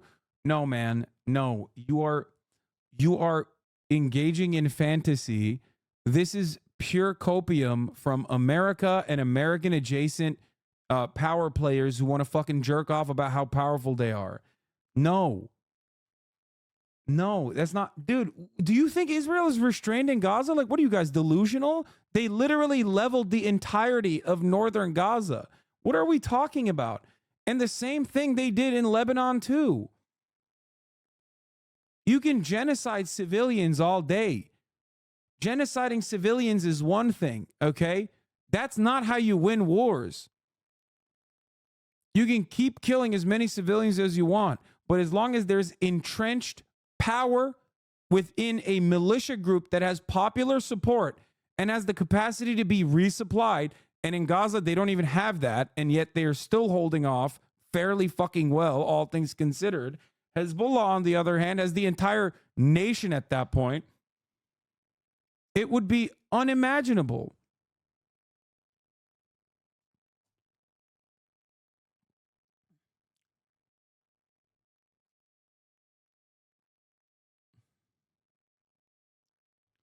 This is ridiculous. These people are thinking World War II style total war. Countries don't fight like that anymore. No country's gone full force in like 50 years. Yeah. Israel is going maximum force. Anything beyond, like, I guess the only thing Israel would do more than this would basically be to just nuke it. What is this? Why do you hate America so much, but you live here and have funds to move out? Sounds like one of those guys that makes how to make money courses, but the way they made that money was through the course. What? You think I make money by saying America is bad? Do you know how much more money I would make if I said America is good? What kind of stupid take is this? Look at these two goobers right here. Do you think they're particularly charismatic? It doesn't require too much to just say America good always. Okay? I would wipe the floor with the entirety of the right-wing commentary sphere if I were to fucking do a heel turn and become like a right-wing guy. Oh my Lord. Oh.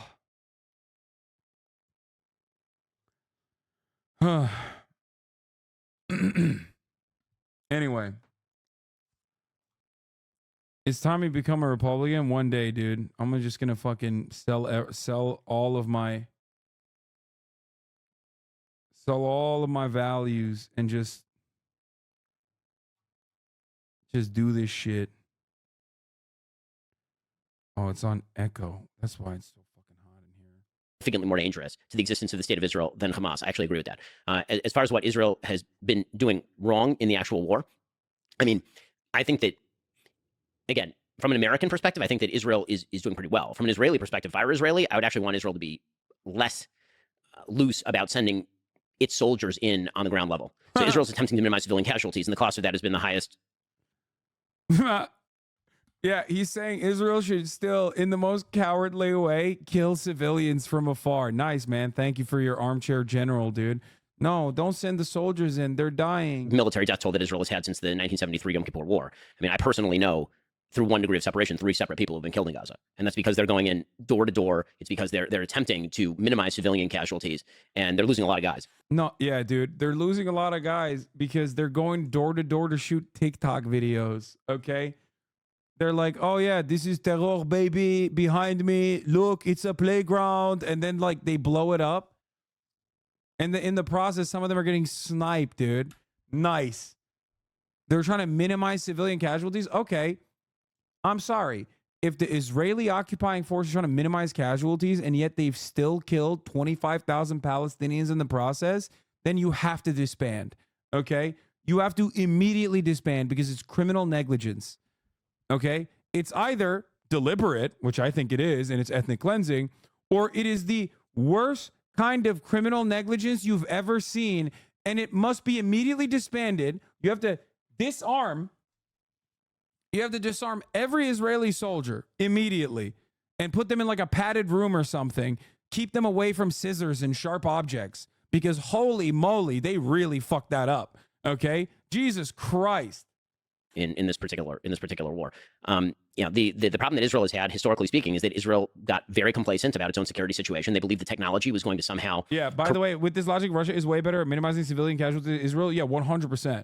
Yeah. The problem is Russia is not sending pamphlets ahead of time.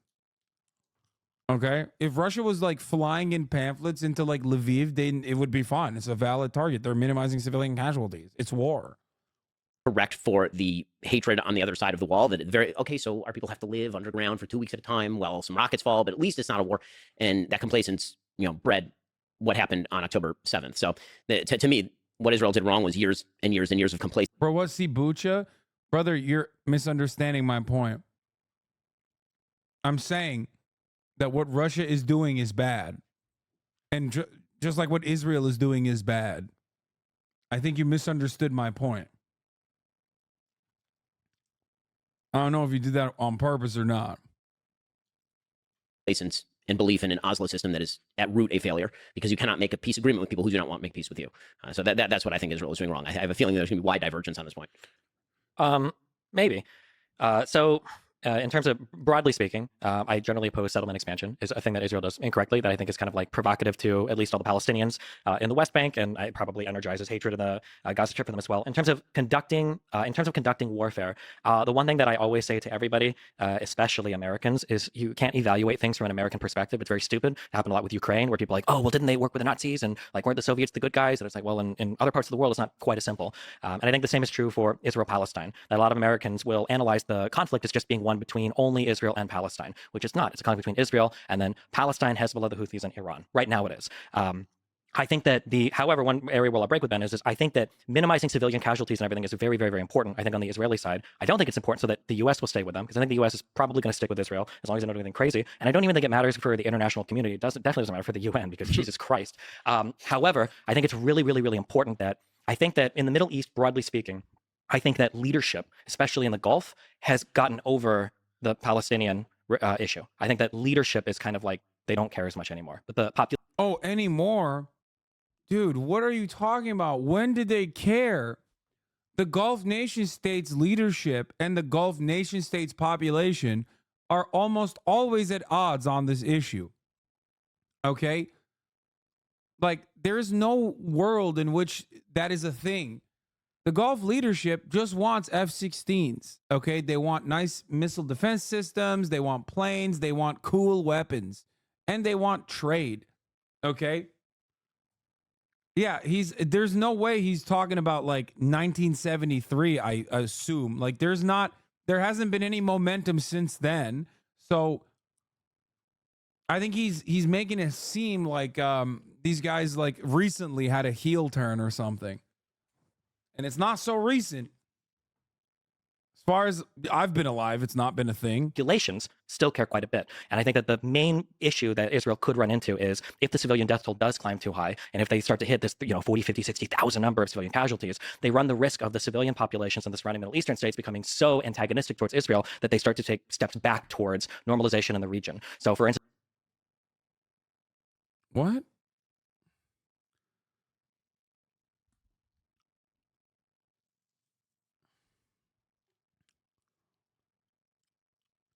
There is a magic number, and the number is 40, 50, 60,000. I mean, it's already probably at like more than 30. I think the 25,000 number is like pretty conservative as far as estimates goes.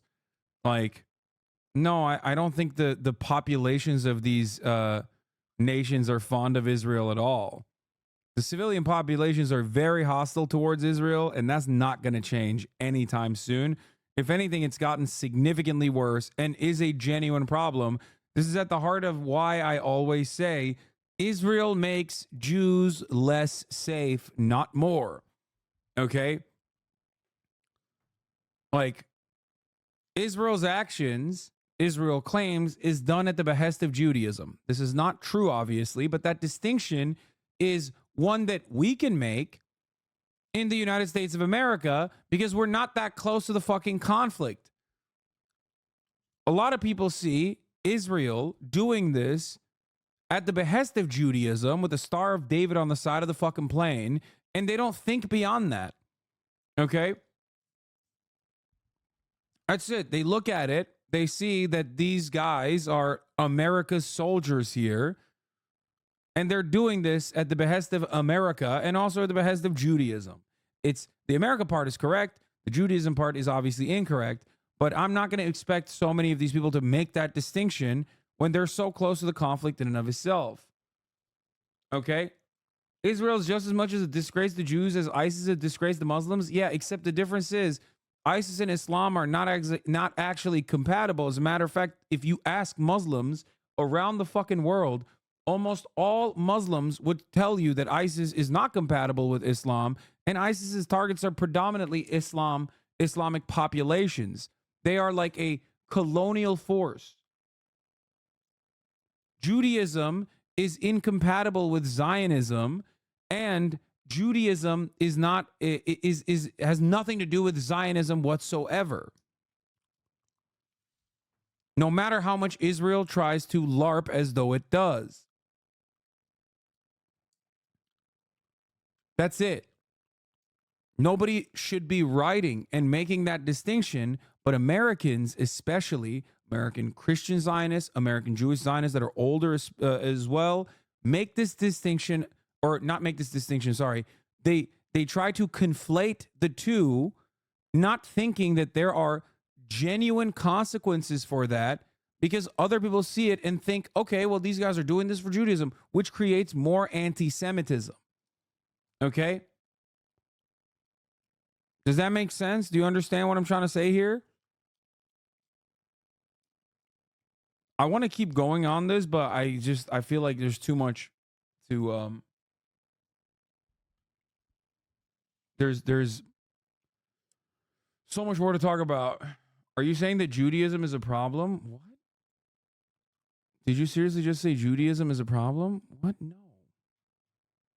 Oh, come on, dude. Oh my Lord. Ay, ay, ay. Oh, fucking hell. Okay, dude. Here's the 3-minute ad break now, you son of a bitch. It's fucked up. Oh.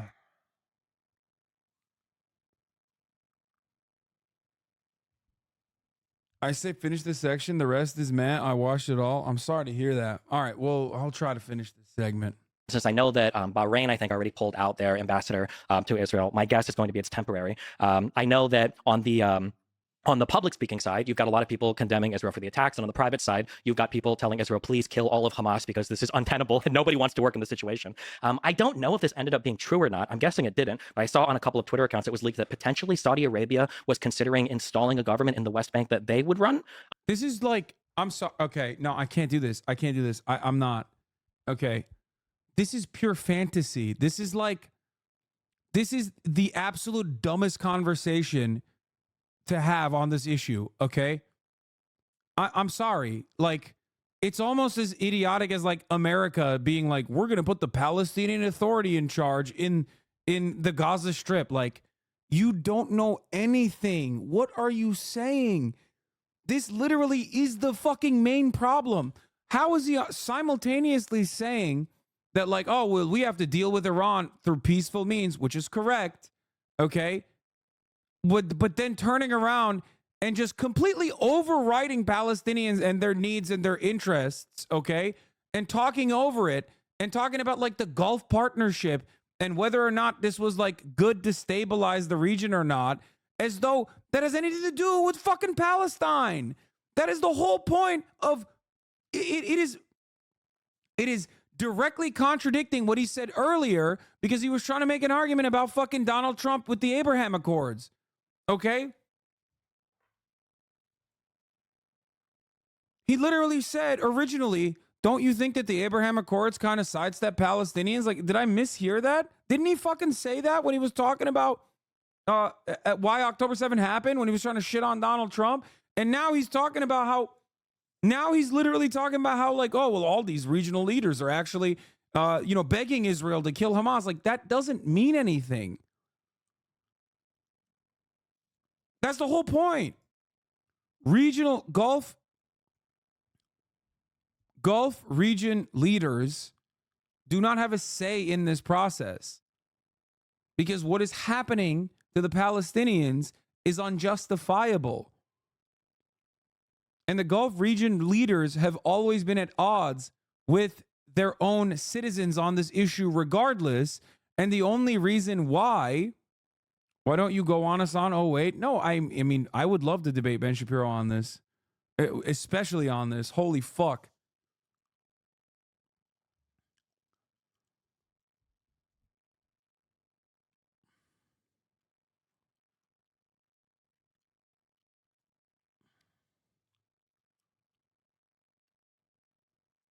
It's I don't know. I'm shocked that he's like talking about the Saudi leadership potentially being installed in Gaza. Like all of this would be devastating. No, I mean, I think Israel would love nothing better than that, but that is For not sure, something the yeah, Saudis. okay. One of the big problems in the Middle East is literally no one wants to preside over the Palestinians. Yes. No one. So I mean, I the Arab think that- states, Israel, Let the fucking Palestinians preside over themselves then. What are you talking about? no one. Yeah. So I think the issue is, and I think, and I'm largely actually, I'm very sympathetic towards the Palestinians because I think that for since 48 and onwards, I think that all of the Arab states super gassed them up on that. They wanted the Palestinians to fight because they wanted to fight with Israel. However, as time has gone on and they realized that it's kind of a lost cause, states have started to drop out. So you're getting these bilateral peace treaties with Egypt and with Jordan. You're getting multilateral. No, it's because Palestinians don't have anything. They have nothing. They have no means of like securing regional partnerships. And the only way that they've ever been able to at least like fight on their own is due to the fact that they are a destabilizing force against America's colonial vassal state in the region, Israel. That's it. Beyond that, Palestinians have nothing. They have no commerce, they have no economy, they have no natural resources. So of course nobody gives a shit. These wars are fought or these allegiances are made not on the kindness of people's hearts. They're made on material necessity. They're not gonna. The Palestinians, unfortunately, are very poor. So of course, no one's gonna come to their defense. And the only utility that they've had is to destabilize the major destabilizing force, Israel. That is the major utility that they have. That's why Iran funds them, not because like they personally think that like these guys are a part of this. Yeah. In the game of realpolitik, from the view of some Arab governments, the Palestinians have literally nothing to offer compared to Israel. And those nation states have always tried to manage their own population and hope that they don't get too mad at them because they want American contracts significantly more than they give a shit about the Palestinian plight. Let's be fucking real. That's it. That's the whole point.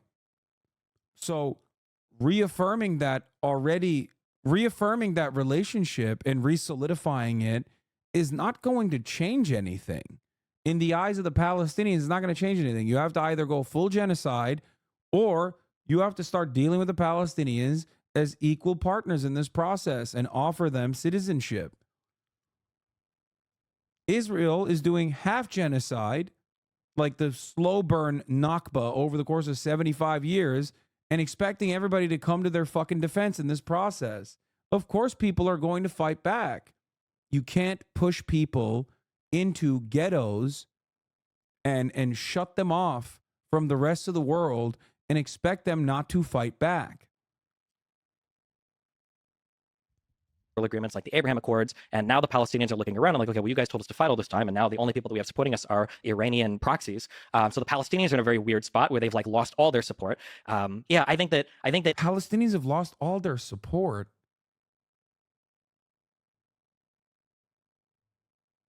What the fuck are you saying?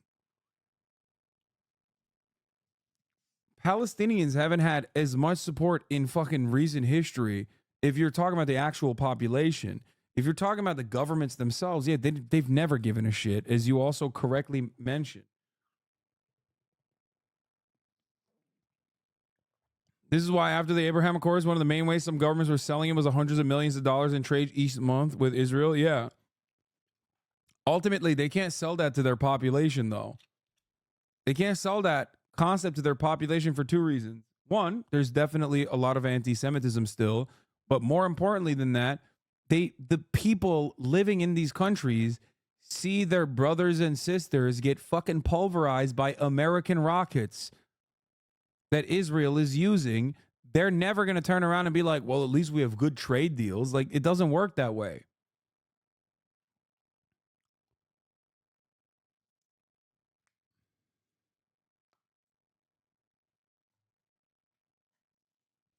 I lived in Egypt for 6 years, and during the revolution, propaganda against the Palestinians was a normalized thing by the Egyptian army and its regime there. Palestinians sold their land, Palestinians are thieves, and so on. That was most like support the position of the Egyptian government to blockade Gaza from Rafah.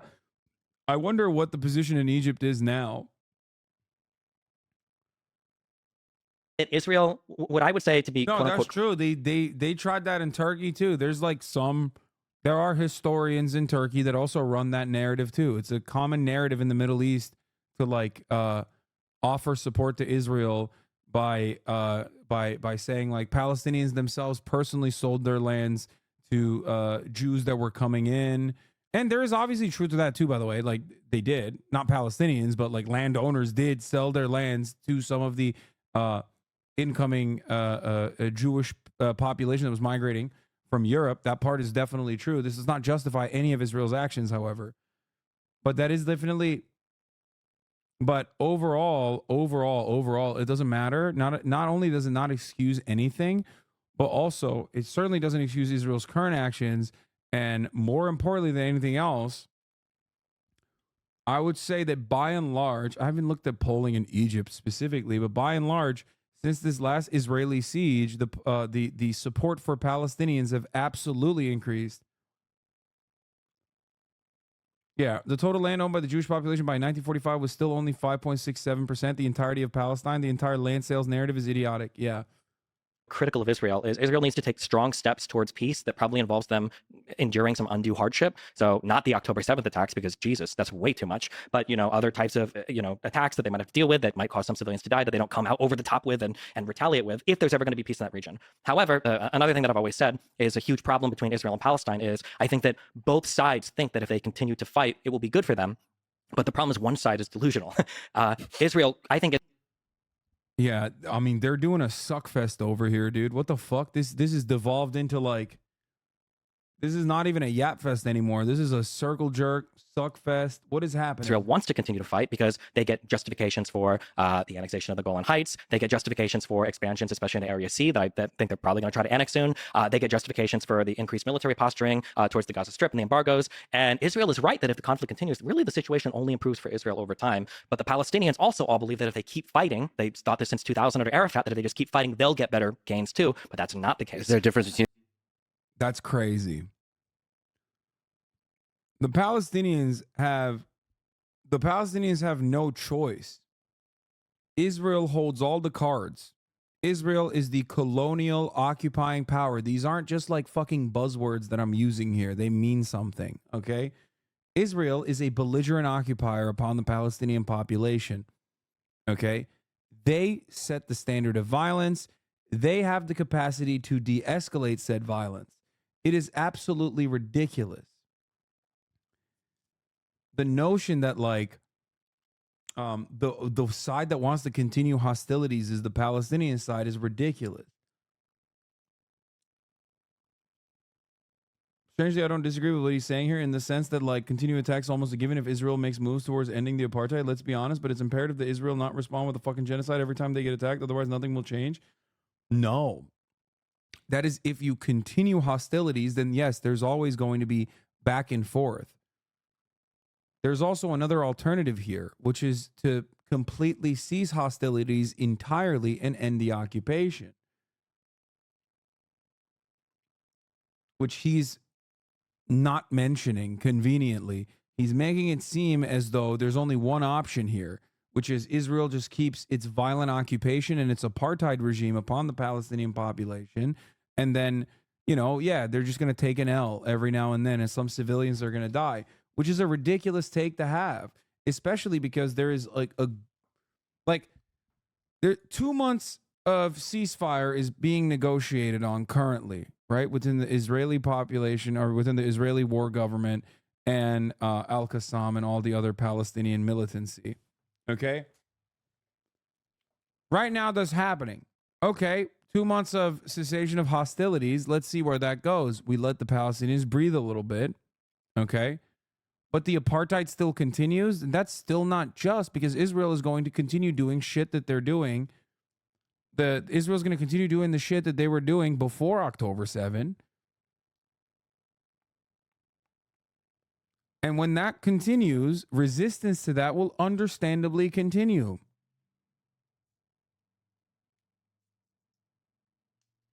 Do you understand?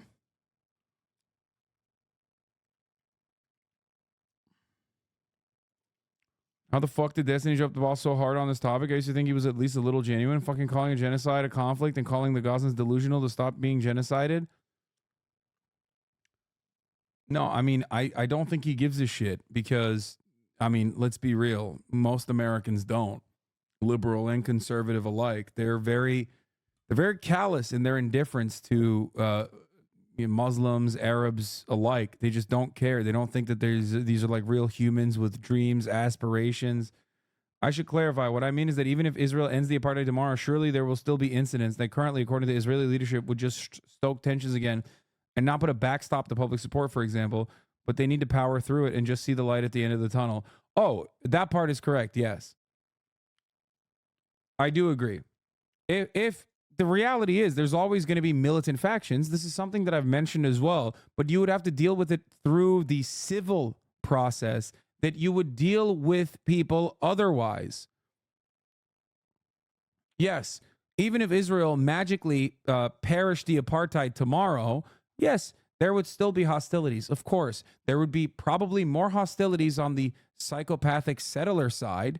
I think that the settlers would probably still continue to engage in way, way worse acts of terrorism, but there would definitely be hostilities on the Palestinian side as well, either as a retaliation for the terror that they are withstanding, the continuation of that terror, or hostilities across the board due to, a century of bad blood. Now, having said that, you would have to deal with that in the same way that we deal with like a Timothy McVeigh, right? Through the civil process, in the way that you would deal with domestic terrorism. That's not what Destiny was saying anyway. Destiny was saying Israel needs to just not be as aggro when Palestinians fight back. In Palestinian citizens and the leadership, when you say that. So your one-state solution is not viable? Brother, if you think that what I'm saying is not viable, I don't know what to tell you. No. I'm saying that, yes, it is not going to be perfect and magical immediately. That doesn't mean that it wouldn't greatly avoid significantly larger conflict, okay? Because nothing, and I mean nothing, justifies an apartheid regime, okay? Leftists will encourage Palestinians to fight until they're all dead. Liberals will actually think of real solutions to the conflict, but they're the evil ones. Yeah, you're so right, dude. Liberals are thinking of real solutions to the conflict, like saying no red lines for Israel or giving them more dumb bombs to use upon Palestinian children. Pragmatic solutions such as that one. Thank you for the pragmatic solution of helping Israel continue its ethnic cleansing campaign, liberal. It's really cool. I mean, yeah, opening up another front potentially, bombing Yemen. I love the liberal solutions to genocide management, which is let's bomb Yemen too. Fuck it.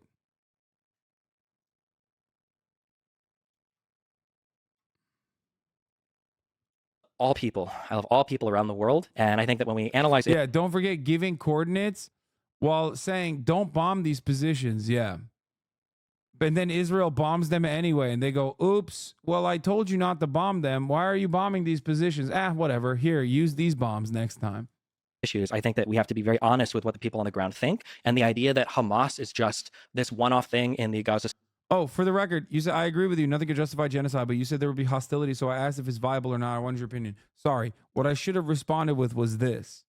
Okay. It's not that like ongoing genocide is unjustifiable. It's this. Acts of terror are there's a high likelihood that acts of terror will continue in the immediate aftermath of the dissolution of the apartheid regime. There's a likelihood, right? There's I guess not a lot of historical precedent for it, especially when like you look at post-apartheid South Africa, post-Troubles Ireland. Like the hostilities usually cease when the major occupying power is no longer occupying. But Israel's a little different. It has had a much longer apartheid than all of these other examples. So there's probably additional frustrations that might happen. However, okay, the hostilities that occur in the aftermath of the dissolution of the apartheid in Israel are still going to be marginal in comparison to if Israel were to continue its apartheid and there's a shit ton more terrorism and then more state terrorism as a retaliation to the Palestinian resistance acts. Does that make sense? So from a utilitarian framework, Israel's cessation of hostilities and the dissolution of the apartheid regime would be infinitely more beneficial in the long term than trying to maintain the apartheid. Even if you don't want to think about it on the pure boundary of like apartheid is completely unacceptable. It is also more pragmatic.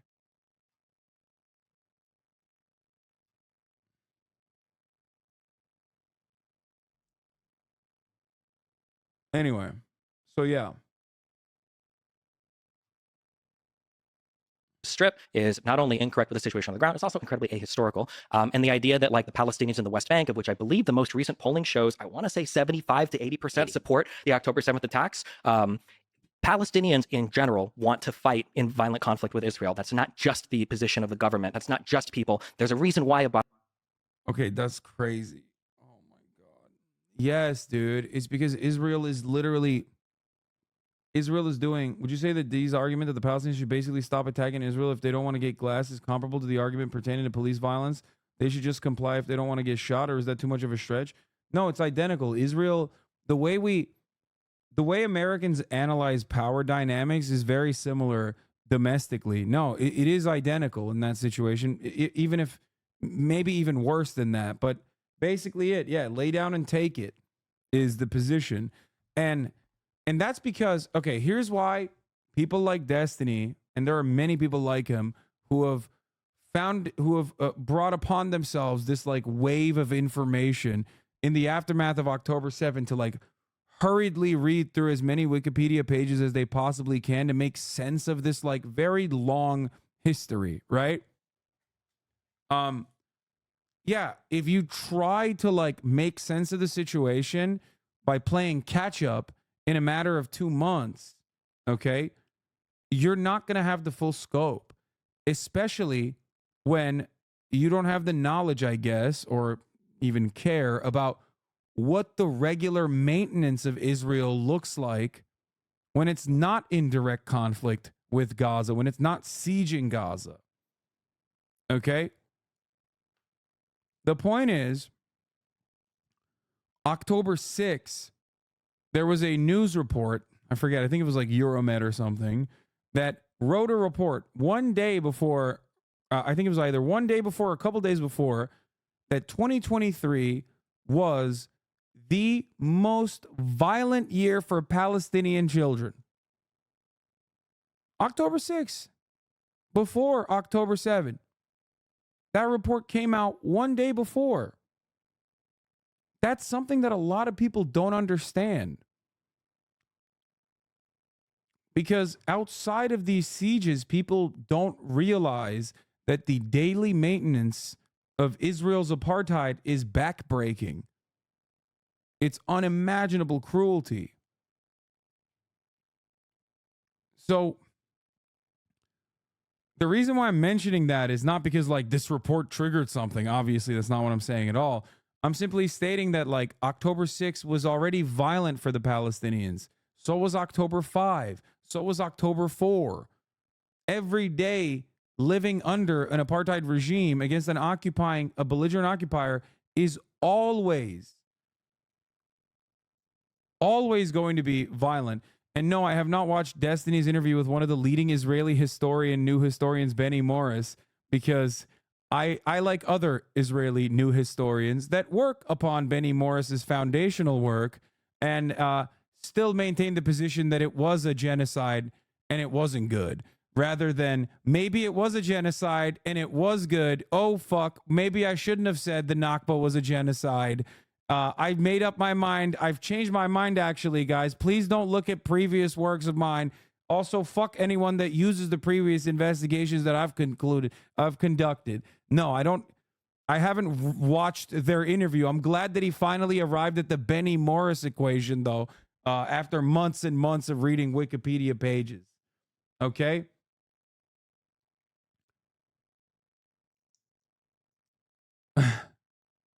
What's wrong with changing your views after learning more? Come on, that is so unimaginably fucking cynical in your approach. Brother, like, that's such a disingenuous way to frame this conversation. Why do you guys always do this?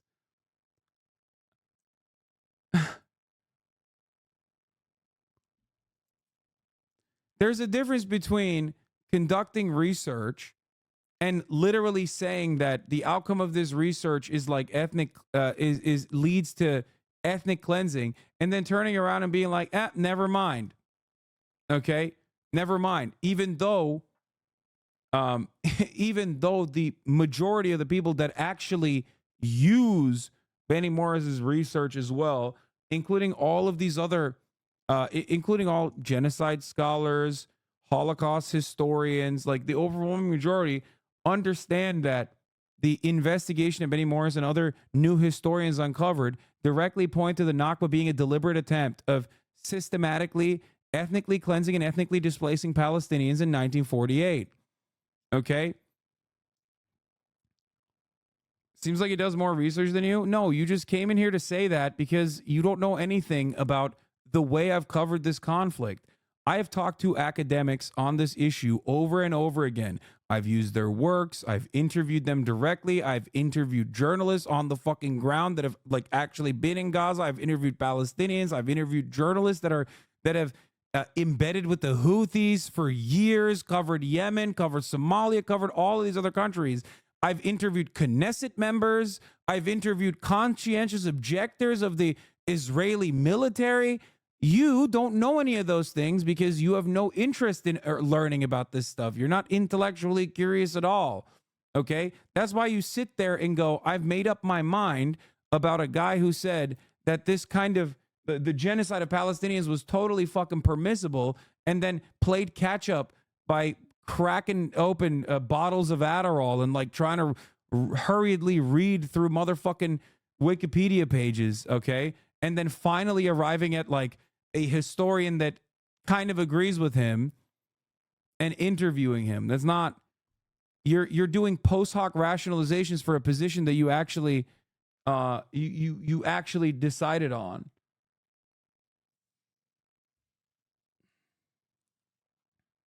Yeah, I know. Okay, there you go. That isn't really what Benny Morris says in his work, though. The Nakba was complicated. They did not go into the conflict with intent. Plan D was motivated by military matters, but they were happy to accept how things went and blocked return. It's nuanced. Yeah, got it. Okay, well, they could have just easily allowed people to return, but they didn't. And they kept killing people when people were trying to desperately go back to their homes. So I don't think it's that complicated, to be honest. You slap on the "it's nuanced" sticker. That's why I laugh at people that bring up Benny Morris, because his own like research in the matter directly points to this being bad. The deviation that he has from other new historians, okay, is that he looks at the Nakba, recognizes that it was a planned military action, okay, and then says, but it was kind of valid. That's it. The other guys like Avi Shlaim or Ilan Pape don't think that. They look at it and go, nope, this was pretty valid, actually. Like, this is legitimately an act of ethnic cleansing and ethnic displacement. Sorry, I'm going to go with the guys that think that the Nakba was ethnic cleansing and it wasn't nuanced in the sense that it was totally justifiable. Does that make sense? I hope you understand.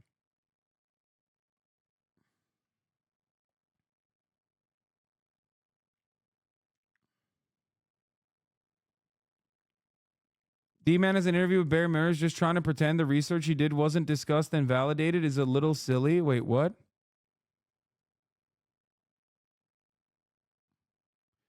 It's called post hoc rationalization. If you're a debate lord, you know that, okay? Like, I am very familiar with Benny Morris and have been for quite some time. When I came to the conclusion that a one state solution was the only viable solution, okay, I didn't arrive at that conclusion just, on my own without ever like thinking about it. You know what I mean? Without ever doing any reading. That's the difference. Sounds like you're mad. I'm not. I'm a little sad because so many of you are in here refusing to see the point. Also, there's a reason why your intellectual daddy right now is not looking too good in this conversation with Ben Shapiro, and it's not turning into a debate, but instead a suckfest of epic proportions. Yeah, Benny Morris is a part of the Israeli New Historians, the first prominent group of scholars in Israel that investigated the atrocities of the foundation and the answer in the earlier war. But Morris is somewhat of a turncoat. After the second intifada, he kind of turned to a position of violence was actually good and necessary. Those Palestinians are animals. I want to go that far, but yeah. His position is more nuanced, that the Nakba was, it happened, but also it was good.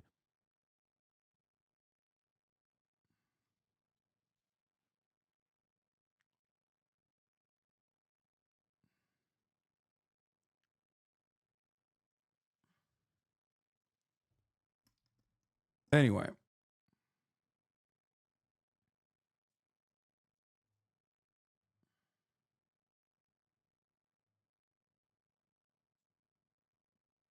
If you want to see how Benny Morris fell, look at this article he wrote in 2022. The Israeli-Palestinian conflict isn't about race. A new Amnesty International report charging Israel with apartheid applies the wrong lens to a struggle between nations. Oh my Lord. Yeah, I mean, he's just like...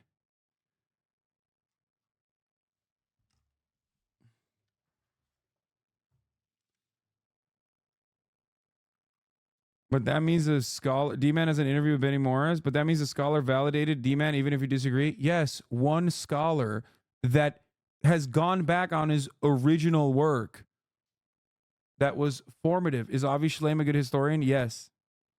This is crazy. How do you not see that you're engaging in a tremendous act of copium here? Okay, yes, you can find a scholar that will agree with you on this issue, even if his own formative work disagrees with it. If you read it yourself, you would come to different conclusions. What are you talking about? No, and Benny Morris isn't some like random guy, for the record. I mean, he is an important scholar, okay? The issue here is you're going, my favorite guy made his conclusions. Yeah, the Dersh is a scholar who agrees, but that's not applicable because the Dersh is a serial plagiarist and also not a good person and not exactly a historian, okay? Benny Morris is. That's the difference.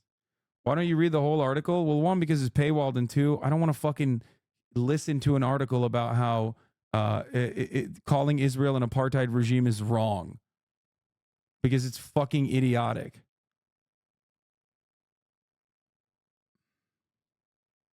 They tag your post with Hamas Piker on the Destiny Reddit. These people coming in here are not being charitable towards you. I know. I don't think I'll ever be able to change your minds, chatters, because he's not going to read it because it's not a Twitter headline. Yeah, this is what I mean. It's like, this is copium, brother.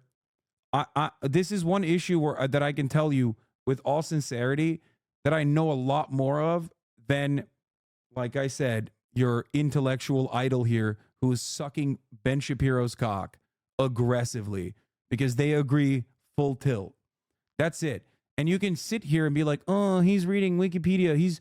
It's called research. Look it up. All you do is like read Twitter posts or whatever. You can use the talking points that you heard from Destiny and repeat it in here. But the reality of the matter is there are infinitely more scholars who agree with me and journalists who agree with me on the issue than not. Okay? The fact of the matter is, for all intents and purposes, every single fucking organization on the ground agrees with me on this issue as well, because it's correct. Israel is an apartheid state, no matter how hard you act like that's not the reality. Okay?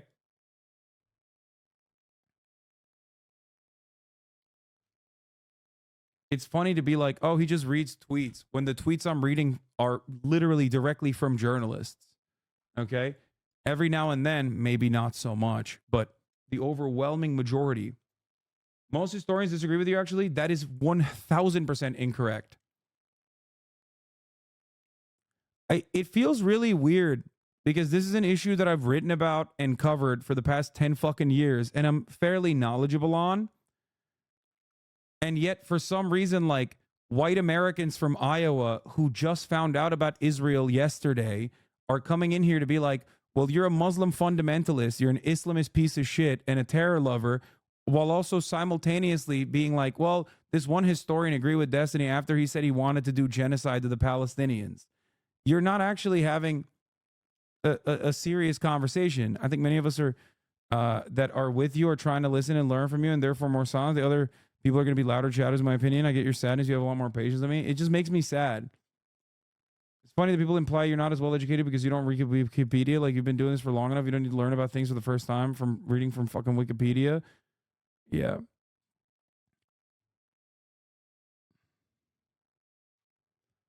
Anyway. But good luck to all of you. Okay? An article deleted by Haaretz showing Morris as a Zionist and downplayed the Nakba.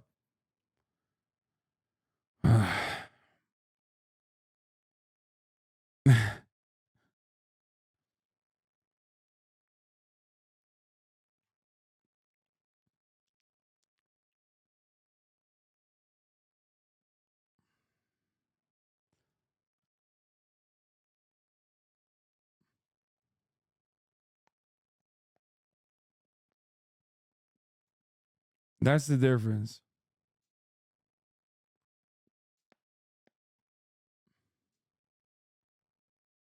Why would he read an article when it wouldn't change his position anyway? Some people are just fundamentally against illegal occupation and genocide.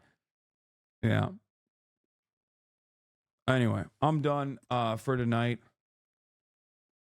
I hope that you guys can be a little bit more charitable. To be clear, Morris' D-Man convo wasn't about justifying genocide. It went through a lot of historical events, facts of the matter, as well as modern policy. It's worth watching regardless. I'd also be interested to see some of your writings.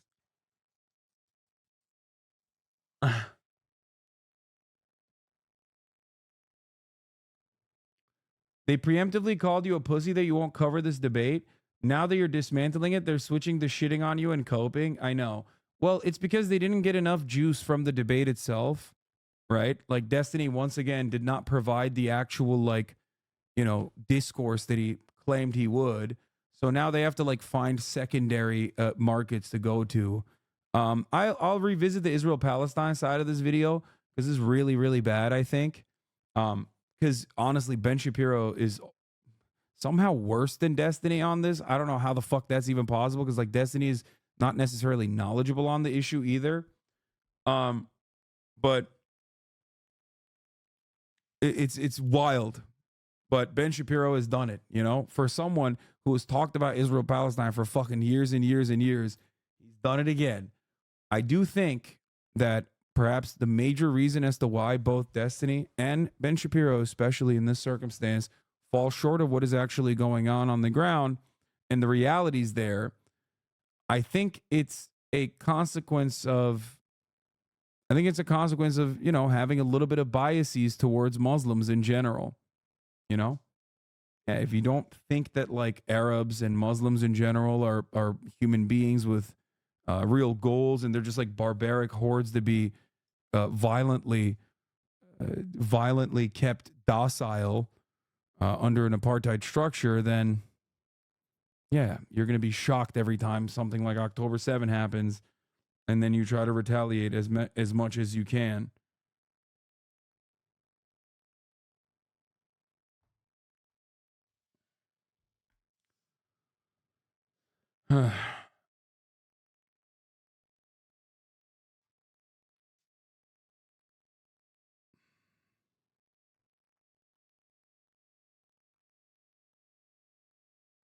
Maybe you could get someone to go on with you on this because a lot of people don't really take your word for it most of the time. No, that's not true. Plenty of people take my word for it.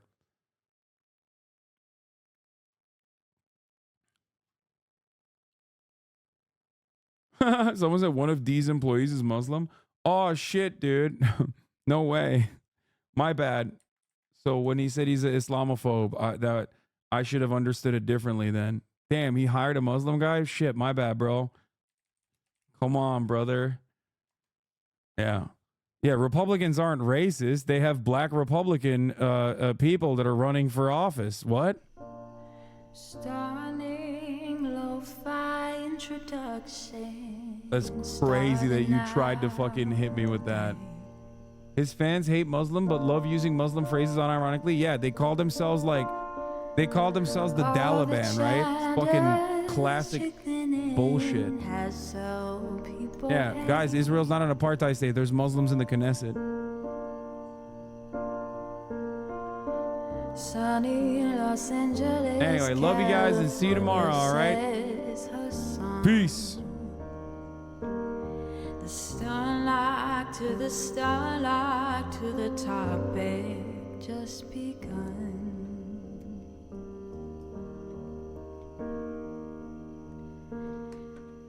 There he is again, Hasan is streaming, Hasan is streaming. There he is again, Hasan is streaming, Hasan is streaming. Reviewing the P.O. box, Uncle Uger's face. Sudden discord at your prop, great names take on race.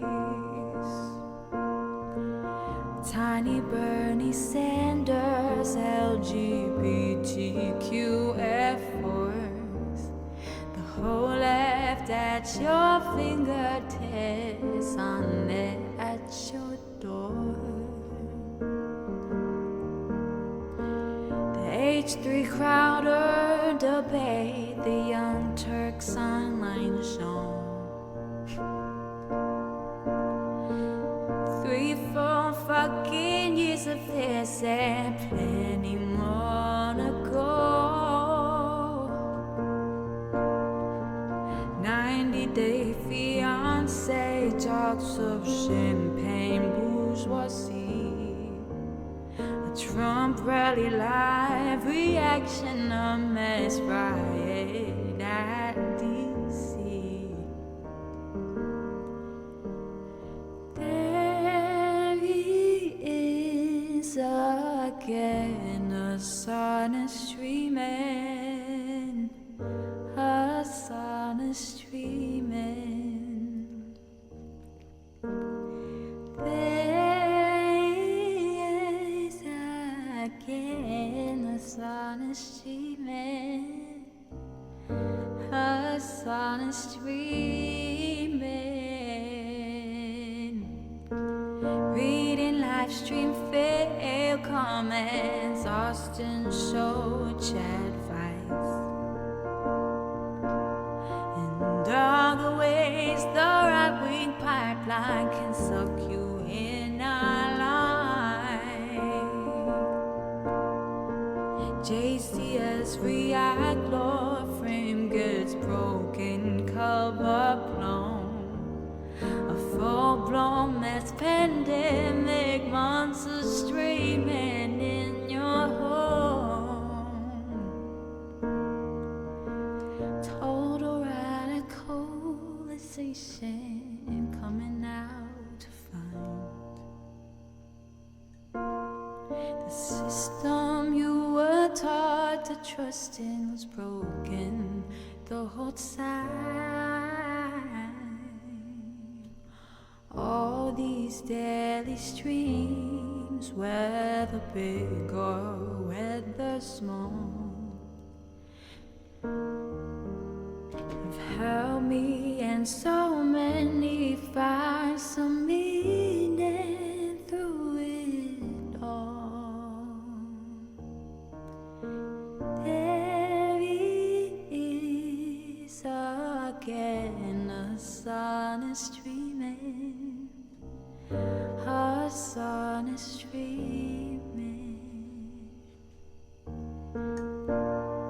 There he is again, the sun is streaming, our sun is streaming.